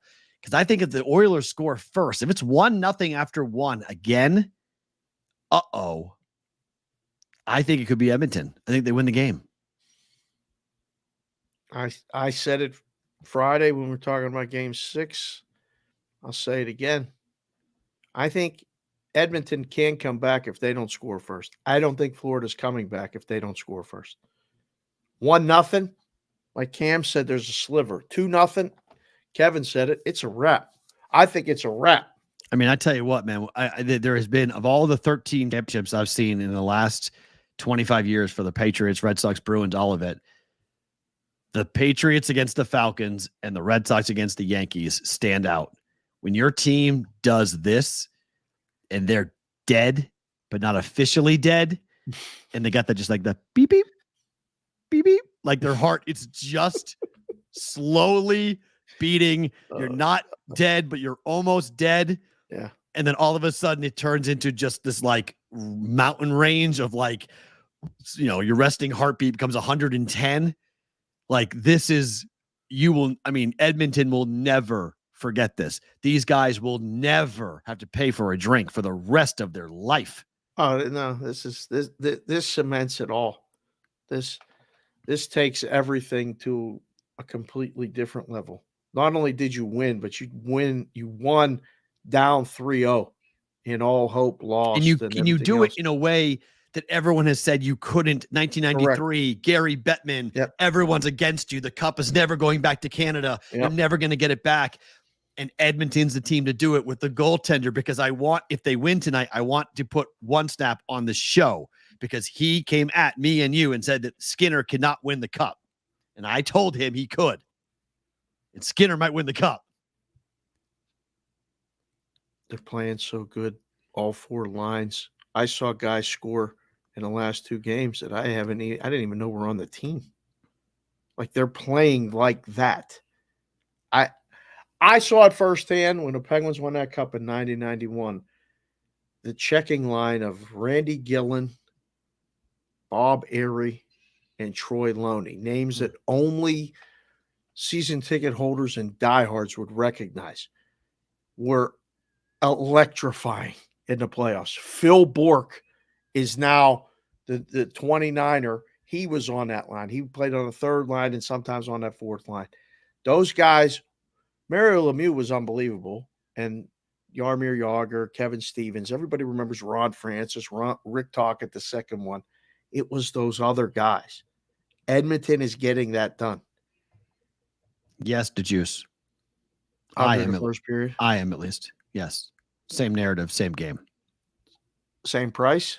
No. Ridiculously expensive. Sucks. I don't know. I felt so confident about it when we did the show on Friday. I think it's 0-0 after 1. See, I don't know. I don't. Game 7 teams are tight as shit. They don't play loose at all. They play so tight.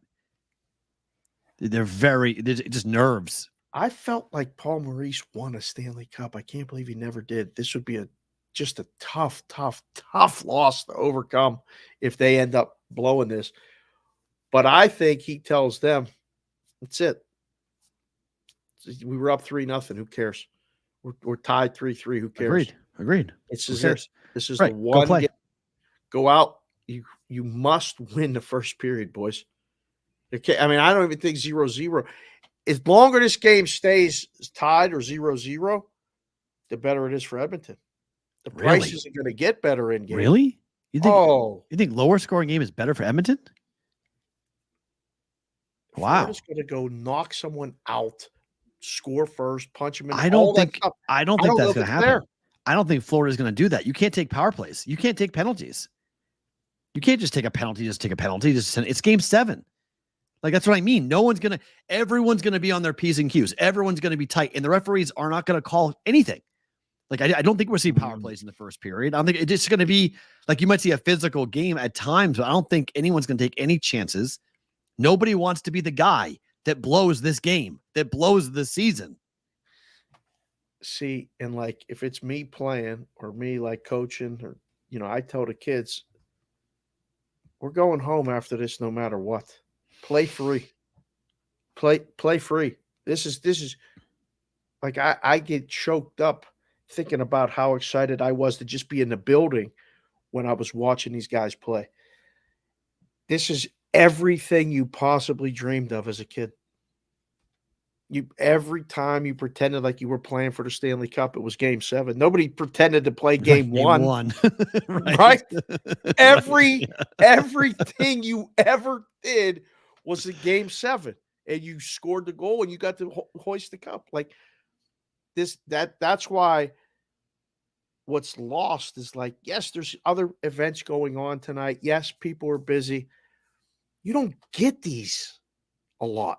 Like, stop everything you're doing and watch sport be played free, with everything to win and everything to lose. I love it. You can't recreate this in any sort of simulation in sports. Like, the game 7 mentality and just the suddenness of the loss is brutal. Interesting.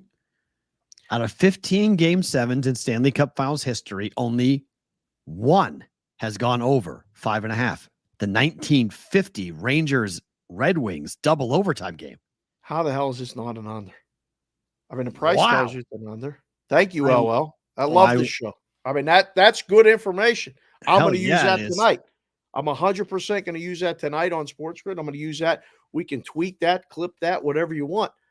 That's very good. Under. Now, does that matter?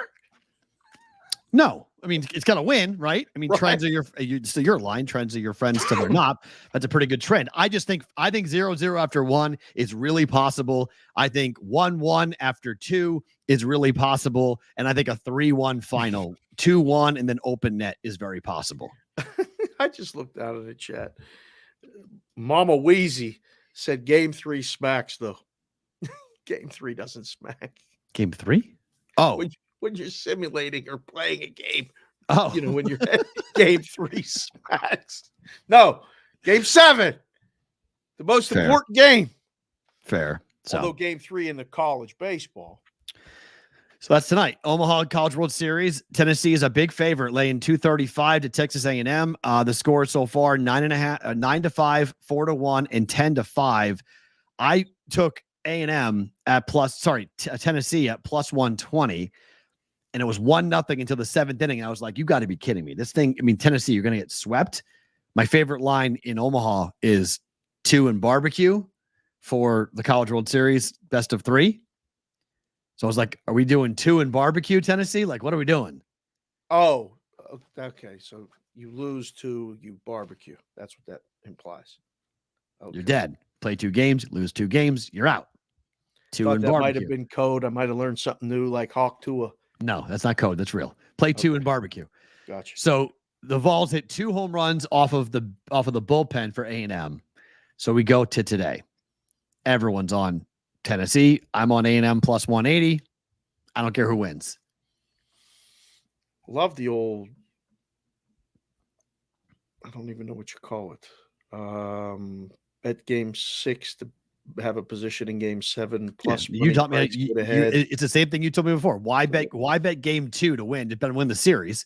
Then they win game 2, bet the other side, and you can't lose. It's plus. It's one of the best things you've taught me how to do with series betting is with that. You can really enjoy the game that way, though. Yep. Yeah. I mean, I want A&M now. Now I'm cheering for A&M. But if Tennessee wins, I'm good. I mean, I got plus 120. It's way better than laying 235. Yeah. So, like, no doubt. I'll take that. And, for the boys and girls watching the show in the chat and that are going to watch this game, type your answer to this in here. Don't do a poll. Just type it in. Is it who wins? TEN or A&M? TN. Oh, just TN? If we type it? TAM or TN? No, just TEN or TN and then A&M. Just type A&M. You don't even type because it is kind of a cult. I saw what you kind of. It's not with kind of. It is a cult. Not kind of a cult. It is a cult. Texas A&M got is a them cult. weird cheers. I mean, I don't even know what's going on. Really don't know. Tennessee, Whitrock. There it is. Caramello, A&M. LL, A&M. Santana, Vols, A&M. Covey. There's a lot of dispute. The Colt School. Thank you, JC from KC. Go Vols. Jack Brown. Look at this. J. Dow Betts, A&M. Roger Long, Tennessee. We're not even making this up. This is our chat. We got guys, girls all over the place. Nathan Phillips, Tennessee. This is hard. Addison, Edmonton. stop it. Addison, pay attention. Talking about baseball, bro. There's 10B, John. Tennessee. Oh, he fat fingered the B there. How about over or under, Sticky though? keys. He How probably about- got the same stuff Edwin Diaz had on his hand. How about John 10, 10 and a half? Over to. Got to be over to. No. In a deciding game, game 3? I don't know. The pitching is spent. Konowinski says Aggies. It is spent, but it's all hands on deck. So anybody who pitched in game 1 could come out of the bullpen for game 3, which is better for Tennessee and better for A&M. Yeah, I'm with JC. I think under. Under to. Yeah.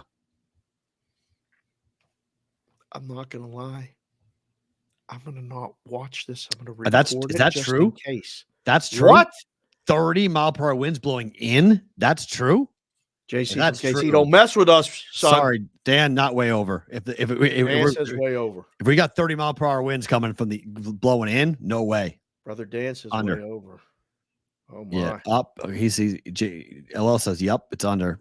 Tennessee under. UT in the. I like Tennessee. If Tennessee wins, it goes under. Ian lights out. UT under. Dan, never mind. Way under. Way under. Brother Dan, stay strong. That was All right, conviction right there. Baseball. Guardians. BB Pavich for the Orioles. Orioles are favored against BB at home. Really? Pick this one. Pick this one up. What do you think? Yeah, I like Cleveland today too. City Connect. Pretty It's nice. nice. Yeah, it's pretty good. I dig it. I love Cleveland. Love Not the Cleveland. city. Hold Yes, on. the team. The Guardians. Okay. They were my American League team for a long, long time. Carlos Baerga was one of my favorite players ever. Was down in Curacao when they had their rise and became a big, big fan even before that.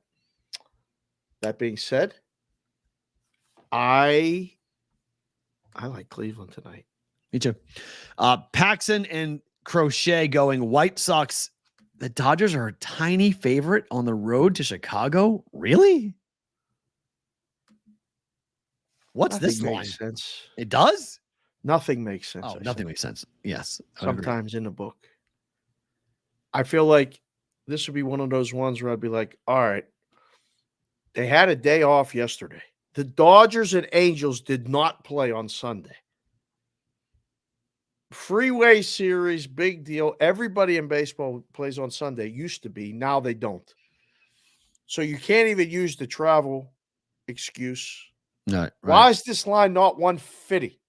Don't know. I mean, Crochet has been excellent.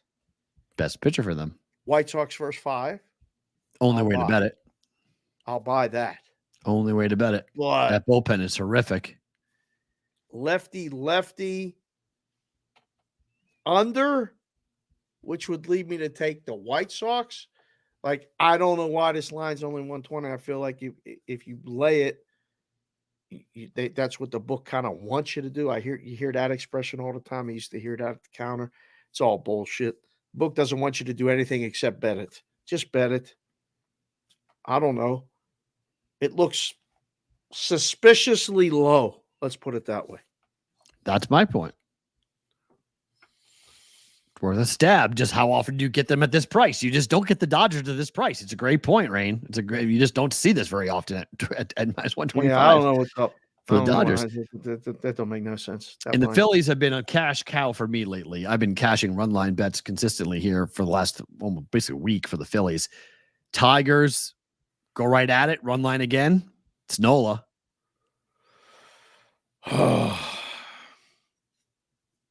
on the road. Not as good as at home, true. But their offense is scorching hot. Harper's on fire. Yeah, he really is. Phillies are a good baseball team. Consistent, It's a good scoring bet, Rain. runs and getting. But see, Rain, out. that was a number yesterday. I bet the run line instead. They won 4-1.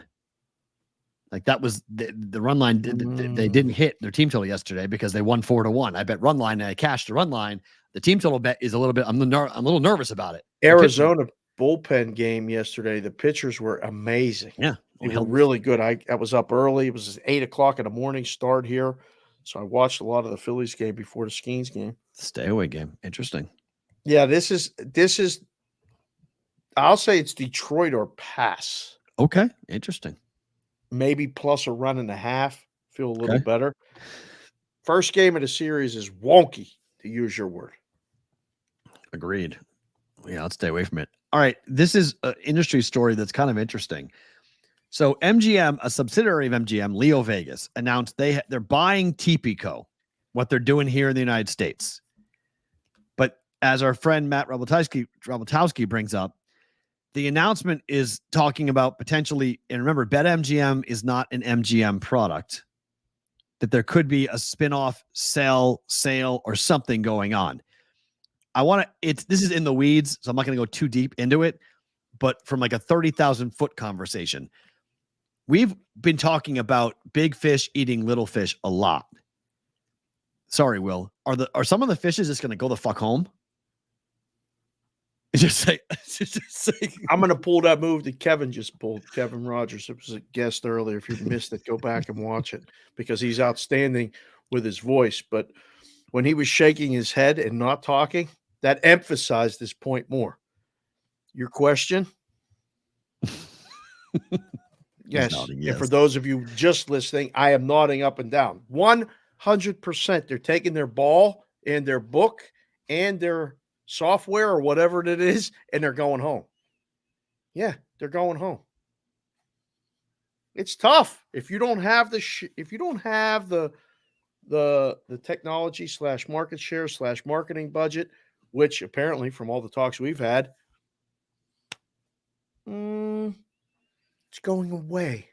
It's not going away as much as it's dropping. Up. Yes, it's tightening up. They're Tightening up. being more judicious and conservative with their spends. They're not going to do as many of the sponsorship deals that they have done in the past.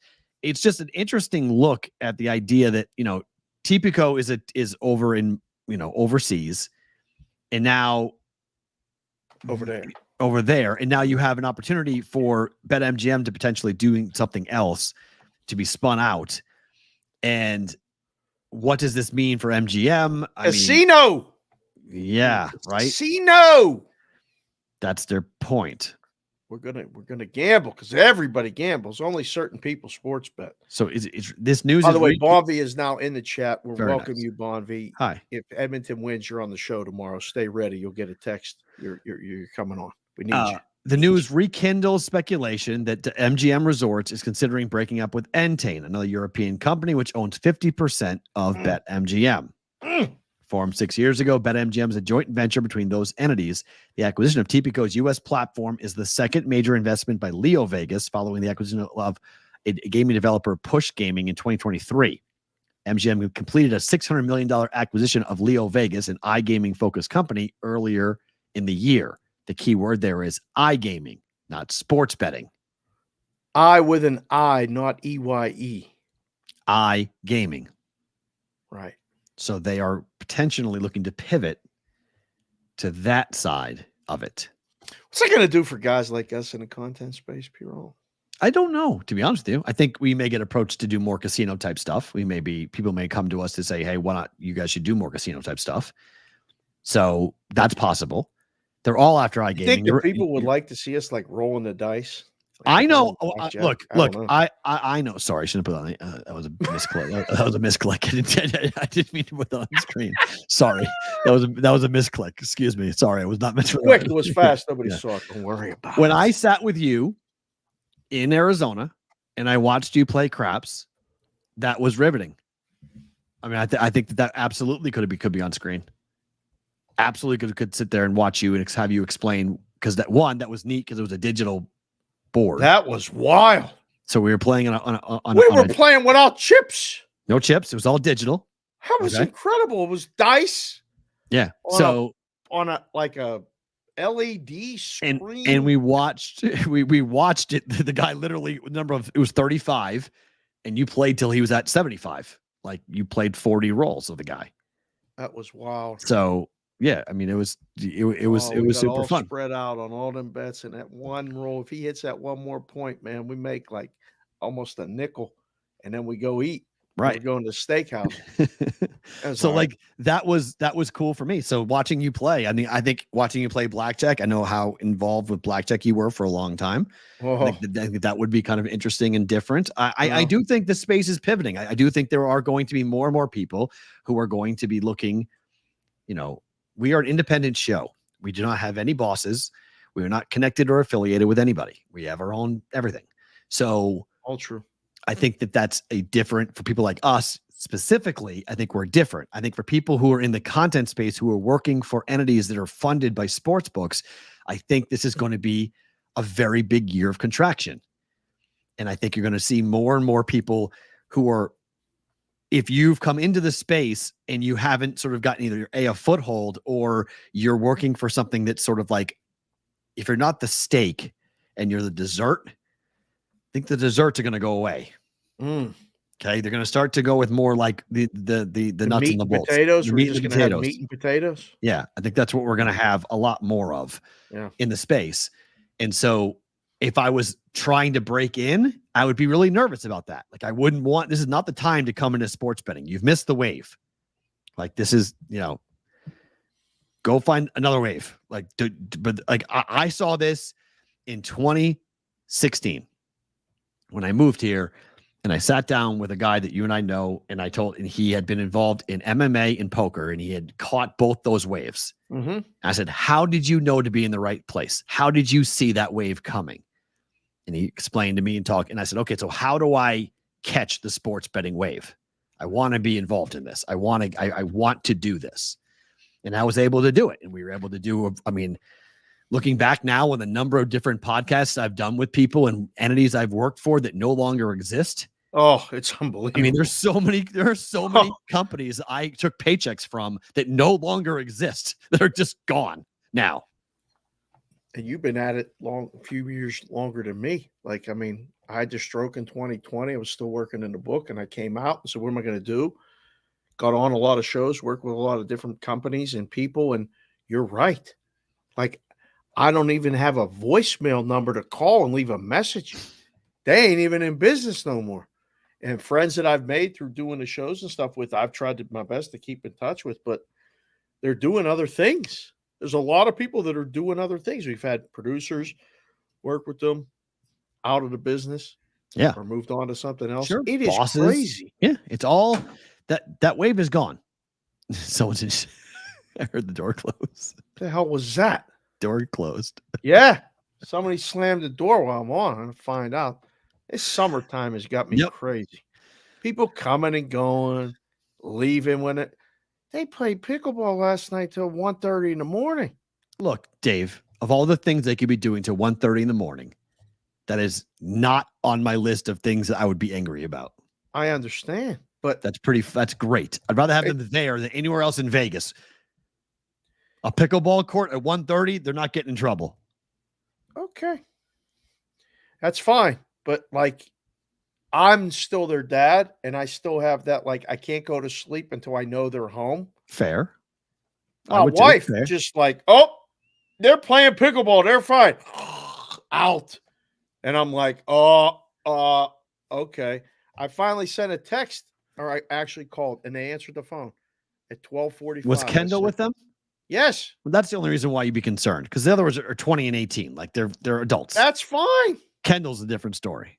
Right. She's out there playing and whatever. And I'm like, okay, hold on. Answer the phone. Where you at? We're playing pickleball. All right. Are you almost done? Yeah, we got one more game. Okay. So, but I did stay awake until they got home. But That's fair. I would too. That's fair. it's fine. But again, I think I'm interested to see, like, our audience is very engaged in the whole gambling part of it. Do sports gamblers morph into that? No. We've been telling people this for how long? No. Just because they bet on sports doesn't mean they're in the casino. And just because they're in the casino doesn't mean they're going to bet on sports. I don't know why anyone won't listen. I don't understand. I walk past hundreds of table games every single week, just right past them. Like I can play. I have a massive casino a half a mile from my house. I've played. I can probably count on one hand the number of times I've played a table game at Red Rock. I've been here now. I've been in this part of town now 6 years. Probably 4 times I've sat at Red Rock and played actual table games.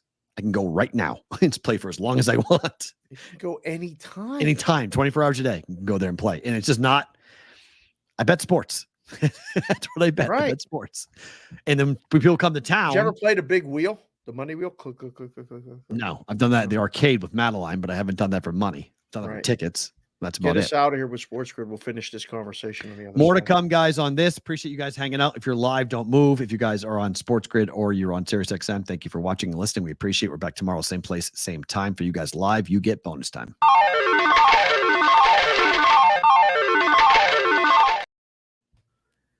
Was it Rabatowski that said it, or did I read it in another tweet about the story where they're literally talking about, like, if they go, like you said, go home, they just like pick up and leave, like say, here you go.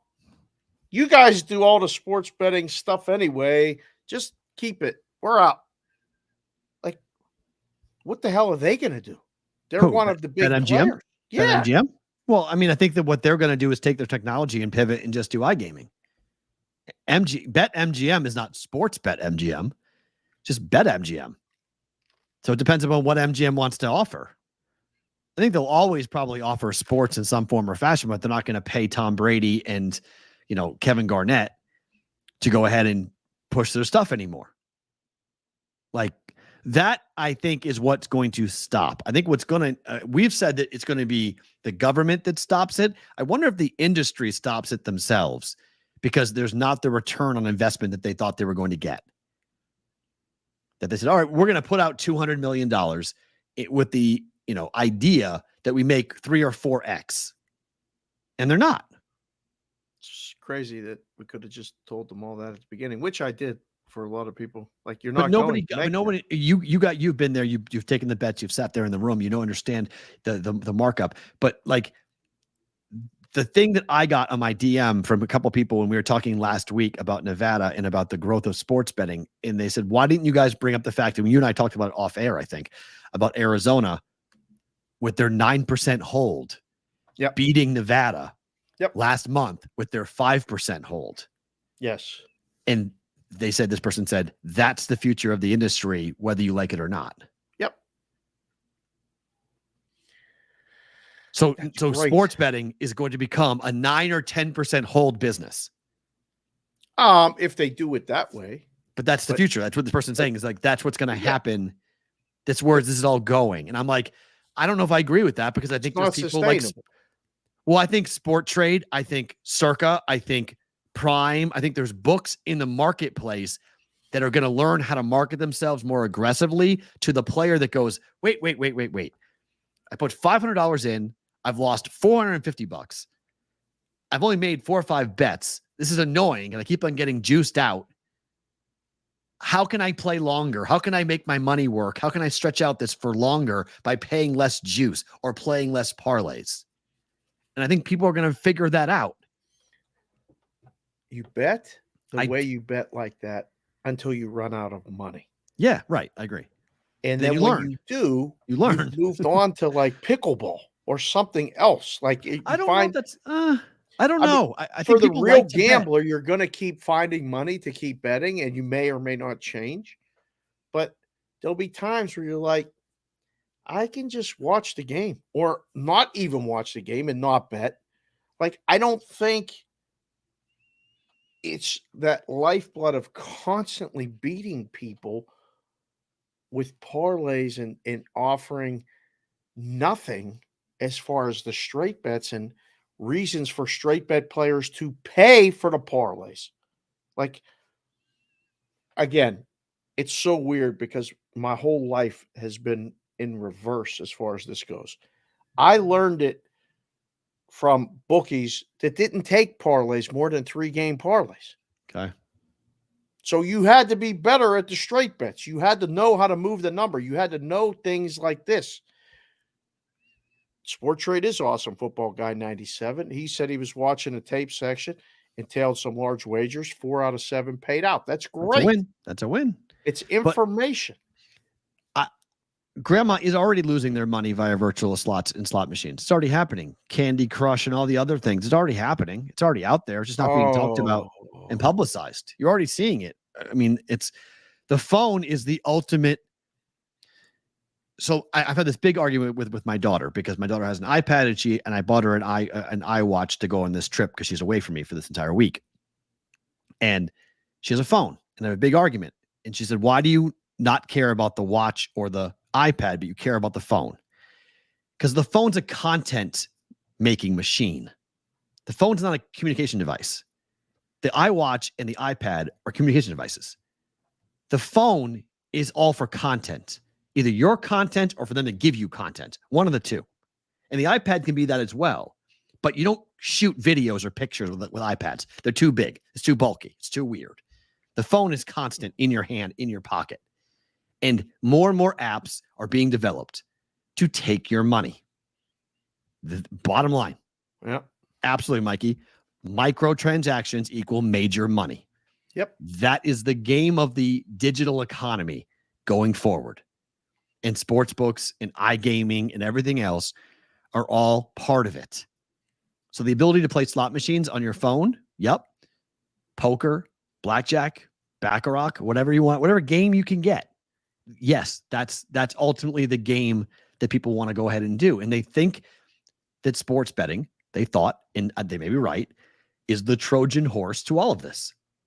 Well, they thought that was always the way in. I think it still is the way in. It's on your phone. Like you have it on your phone. They can track you, sell you. Correct. But they can track you. They can watch you. They can offer you all sorts of incentives. Hey, your first $50 at the iCasino, free on us, free roll. Go play whatever you want. Just go and try it. And you go and try it, and you might actually min it. You might win a little bit. All of a sudden, you're like, hey, all right, maybe I can get out. Like it's a very interesting thing. Like we've had online poker here in Vegas. I've lived now here for almost 10 years, and I've never played online poker. I played poker in person. I've never played online poker. And I don't know why I haven't. I just haven't. But I wonder if someone gives me $200 to go open up an account and play online poker. You'll do it? I might do it. And then I might find it. I like it. And then instead of watching, whatever show on TV, I'm instead betting and playing poker instead. Like my entertainment would shift. Yeah. So it's just, I just really wonder about what it goes next. Yeah, Roger, of course you have to have restraint. Of course. 100%. Yeah. It's about the person, the individual to do it. But I don't know. Arizona, that hold percentage got a lot of people's attention. They're marketing. They have more people. I was saying, I learned the business without taking parlays. We're up to 3-game parlays. And we went to Curacao, and we took up to 8-game parlays, but the parlay handle was less than 20% of our handle. I thought that was normal. Right. These rec books, their parlay to straight bet ratio is 50-50 or more toward a parlays because they limit people who show some sort of aptitude. Their ability is they know how to make a bet that may win more than it doesn't. J. Dow Bets got limited this weekend. He posted screenshots. No disrespect, J. Dow, but why in the hell are you getting limited? Like, you can win more than you lose. You're not betting enough to close the lights. Why in the hell would you limit a $100 better on anything? Anything. I want a $100 better. Give me 10,000 of them. We'll retire in a couple years. It's fine. There's no reason to do that. So that's what concerns me when I see those numbers. I don't think that's the future of the business. Of course, they're going to tell you it's the future of the business. I want it to be the future of the business. It's not until they go home. They just pick up their shit and go. You know, Tipico came over and said, we're going to come into America. We're going to book. We're going to this. We're going to that. We're going to hold 20%. Thanks for coming. You're going home. And, you know, that this is consolidation is the future. You forget about 9%. There's going to be 4 books. Sucks. But then again, how many fast food joints are there? Not many. You know, 5 or 6 big ones. So it's not, that's typical. Well, I guess there's what? I mean, if you said, what, just Burger King and McDonald's? That's what I mean. On that level, there's like, if you're driving on the highway, how many brands are you seeing advertised on the side of the road? You know, there's only 5 or 6 that you know like that. There are others. There are smaller brands that operate in individual states. I always think the mom and pop will operate and will have a chance to have a voice in the betting space or any space for that matter. But DraftKings and FanDuel are Burger King and McDonald's. They're going to be everywhere. Where's In-N-Out in that regard? I mean, that would be like a super book to me, like a book that is operating in a certain type of state, certain type of jurisdiction, but has multiple locations. I think it's, I guess I would put it more on the level of Circa, like where they just keep the prices cheap. Yeah. It's a good product every time it works. Yeah. It's a limited menu. We're never going to have chicken nuggets at In-N-Out Burger. Never. They actually do have it, but that's okay. It's a secret menu item. You can get chicken nuggets at In-N-Out. Chicken sandwich, not nuggets, but you can get chicken sandwich at In-N-Out. Okay. Well, chicken nuggets, never. You know what to order. It's one of those secret menu things. Is Circa Burger, is Benson the mascot? I don't know. We're gonna get. I'd pay a lot of money to see Jeffrey outside with one of those big signs, those big. He's done it. I've seen him outside when Circa was the pandemic. Pandemic. He was outside taking deposits and running in and putting money in people's accounts because they wouldn't let him in the casino. They stayed open. It's unbelievable. It was incredible. It's unbelievable. We're going to see more of Benson over the next month. Yes, we are in Reno. In Reno, on top of that too. Yeah. Time for Better to Book.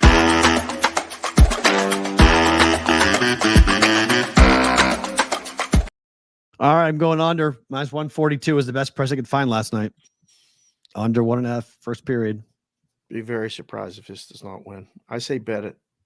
I mean, Second the price period tells you to bet it, but first period under, second period over. 1-0 after 1. Red Sox money line to keep pounding on the Blue Jays, who suck. I mean, I tried to ease the pain with Cam. They do suck. This is a bet. Taylor Hawk. And then I just hit refresh. Tanner Hawk. It's minus 170. Good. Minus 165. Who's responsible for the 145, 150 opener? Last night. Yeah, I know. Yeah. I'm going to have to talk to the overnight guy. Wow. FanDuel's down to 138 on the under. How about that? That was 142 last night, so it's down to 138 now. Well, okay. I mean, somebody's got to take the plus. Good question, Dave. You like the gift? You like the goal, that 1-0 lead to come in the first 10 minutes?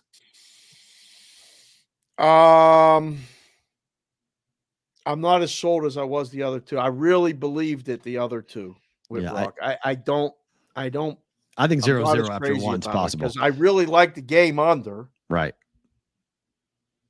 And this might be one of those, it's 0-0, feel each other out first 10 minutes. Somebody gets a power play late and gets a goal with 5 minutes to go. I don't think a quick goal happens like in the first 5 minutes. You might have to stretch it out. Nikki, you win.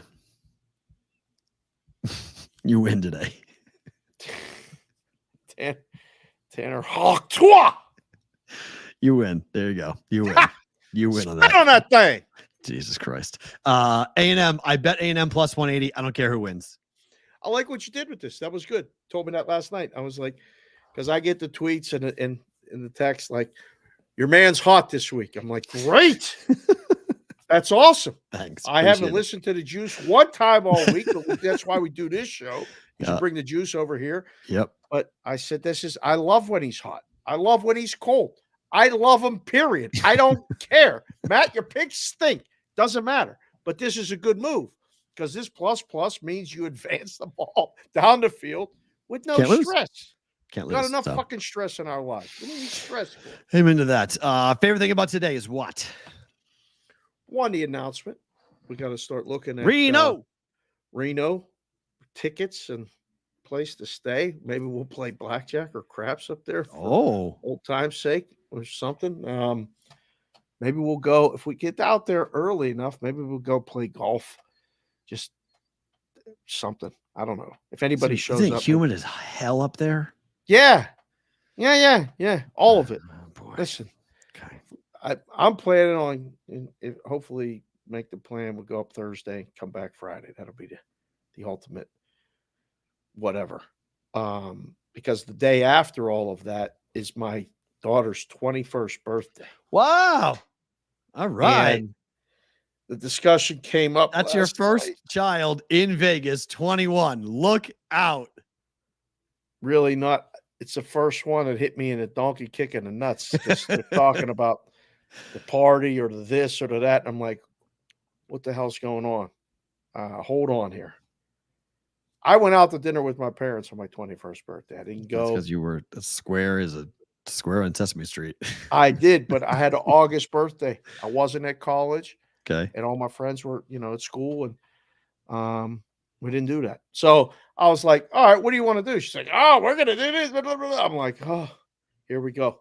So favorite thing about today, that discussion last night, because I mentioned it because we nailed it down and knew that this was happening. I said, oh, well, I'll be back. She's like, you're going to come back to the party? I'm like, there's a party.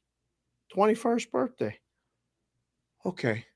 Yeah. Welcome to summer. Kids playing pickleball till 1 o'clock in the morning and a kid turning 21 in a month. Holy shit. Wow.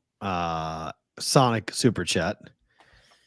In-game live on Friday was fun with you guys in the brigade and watching the chat. That was good. I'm glad you watched that. Thanks, Sonic. We appreciate for that. That tattoo turns 2 years old today. June 24th of 2022 is when I got that tattoo. There's every tattoo I've gotten in my life. I've thought about it for a very long time. The Boston Marathon, Madeline's tattoo here and that one there. People get tattoos for different reasons. I like to get tattoos just for milestone markers, and I'll probably get a fifth one at some point in the near future, probably next year or so. But it's neat to see like the different milestones as we kind of go with it whole thing. And do you know what wabi sabi is? You ever hear of that? Is that the wasabi sauce that you use at the joint? No. So wabi sabi is a Japanese proverb. It essentially means the awareness of seeing things that are imperfect. It celebrates imperfection, simplicity, and the natural flow of life. It essentially means about being humble, less is more, and the beauty of the natural progression of time. Which is a lot of it. Sounds like my whole life philosophy. I love this. What is it called? Wabi sabi? Yeah, wabi sabi. WABISABI. Well, writing that down. I'm putting that up on the wall. Yeah, so that will be a tattoo of mine. Wabi. Look, I have notes written here. It's right next to wabi sabi. So it basically encourages you to appreciate the simple beauty of things, even when they're imperfect and things aren't. And it's got a lot to do with life. And I think it has a lot to do. It's not wasabi. It's wabi sabi, guys. Not wasabi. Wasabi is what you put on your that smoking spicy stuff that you put on at the sushi joint. Yeah, correct. Woo! That's wasabi. Makes your mouth on fire when you get the wabi sabi on this. Yeah. And I'm trying to think a lot about like we've tried to do things in life. Everyone, I think at 47, you 53, like we've tried a lot to be perfect in life. You tried to not make mistakes and tried to like, there's a whole motif for wabi sabi where people like display cracked china in Japan, and they display like broken glasses in their house. And like, it's there to remind you that like everything's not going to be perfect. Nothing's going to be great. Nothing's going to be as it should be. And the tattoo for me is a big reminder of a big mistake, and to appreciate my imperfections and my mistakes, and appreciate that you can fuck up and still get to do a show like this. So like, that's, to me, that's a big, big thing of like, try to understand and accept the imperfections, because we're never going to be perfect, and we beat ourselves up for so much. So the study that was done, by the way, I thought it was wild. 80% of the things we worry about never actually happen. My dad told me in that dream, stop fucking worrying. Right. I stopped worrying the day I woke up from that stroke. Yeah. I don't worry. I mean, I think about a lot. You know that. We have some very deep cerebral discussions. And my wife and I, as much as we love each other, we battle like motherfuckers every day, some days. I mean, because I'm going to ask questions, but I'm not going to worry about it. I'm going to think about things. I'm going to accept the results of the things I cannot control. Mm-hmm. And try to tell the kids that. And the sooner you accept that as the man in the relationship, I think the better off you are for being able to just balance all the acts, the juggling act that is life. Shit falls, breaks. Fucking pick it up and throw it away. It's okay. It's okay. It's going to be fine. And that's what you can teach the kids. It's okay to fuck up. Fix it. Try not to fuck up more. Amen to that. Right? That's my don't philosophy. make the same fucking mistake. That's my over and over and over. That's my philosophy in life. I don't give a shit if you make one mistake. You make the same mistake over and over again, I get really fucking mad. I get real mad. Like, I'm not with my daughter, with anybody else. Like, you make the same mistake over and over again. You go, I don't know what's going wrong. Yes, I do. You keep on making the same thing over and over again. You keep on fucking up. It's like, that's not good. Like, you got to learn from your mistakes and learn to be a better person, but know that mistake's going to happen, and give yourself the grace to grow from that, grow the flower from concrete type of thing. So do you think that the Hawk Tuah girl's dad is like thinking? I think the Hawk Tuah dad's, I think that guy is either counting the money and in love with everything going on, or sitting in the bathroom with a revolver in his mouth, contemplating whether to pull a trigger or not. One of the two. I got asked that question over the weekend. What if you were Hawk Tuah girl's Dave, dad? he's a pastor. Like, he's a a real pastor. Her father's a pastor. A real pastor. Correct. Southern pastor. Yes. Man of the Lord. Whose That daughter only is makes- now. That only makes the story. I didn't know that. That only makes the story fucking. I mean, who's my God daughter? bless. She's the God Hawk bless. Tuah girl. Yep. He's a pastor. Yep. And I bet it was packed in the joint on Sunday. No, Ever stand up. Get her up. Stand up. well, I don't know if she was there. I'm just saying there might have been some people that said, you know what, we have to go this weekend. We got to go hear what the pastor has to say. Wow. Yeah. How about that? So he's a pastor. All right. Yeah. Something else. Guys, thanks for being here. We appreciate it. We're back tomorrow on a Tuesday. Go like, subscribe, and do all the fun stuff if you haven't done it as well. Coming up. You got to get in this week with the shows. I don't know what everybody's going to do next week when we ain't doing no shows. 1 week off next week, but we're back for Tuesday for BVB.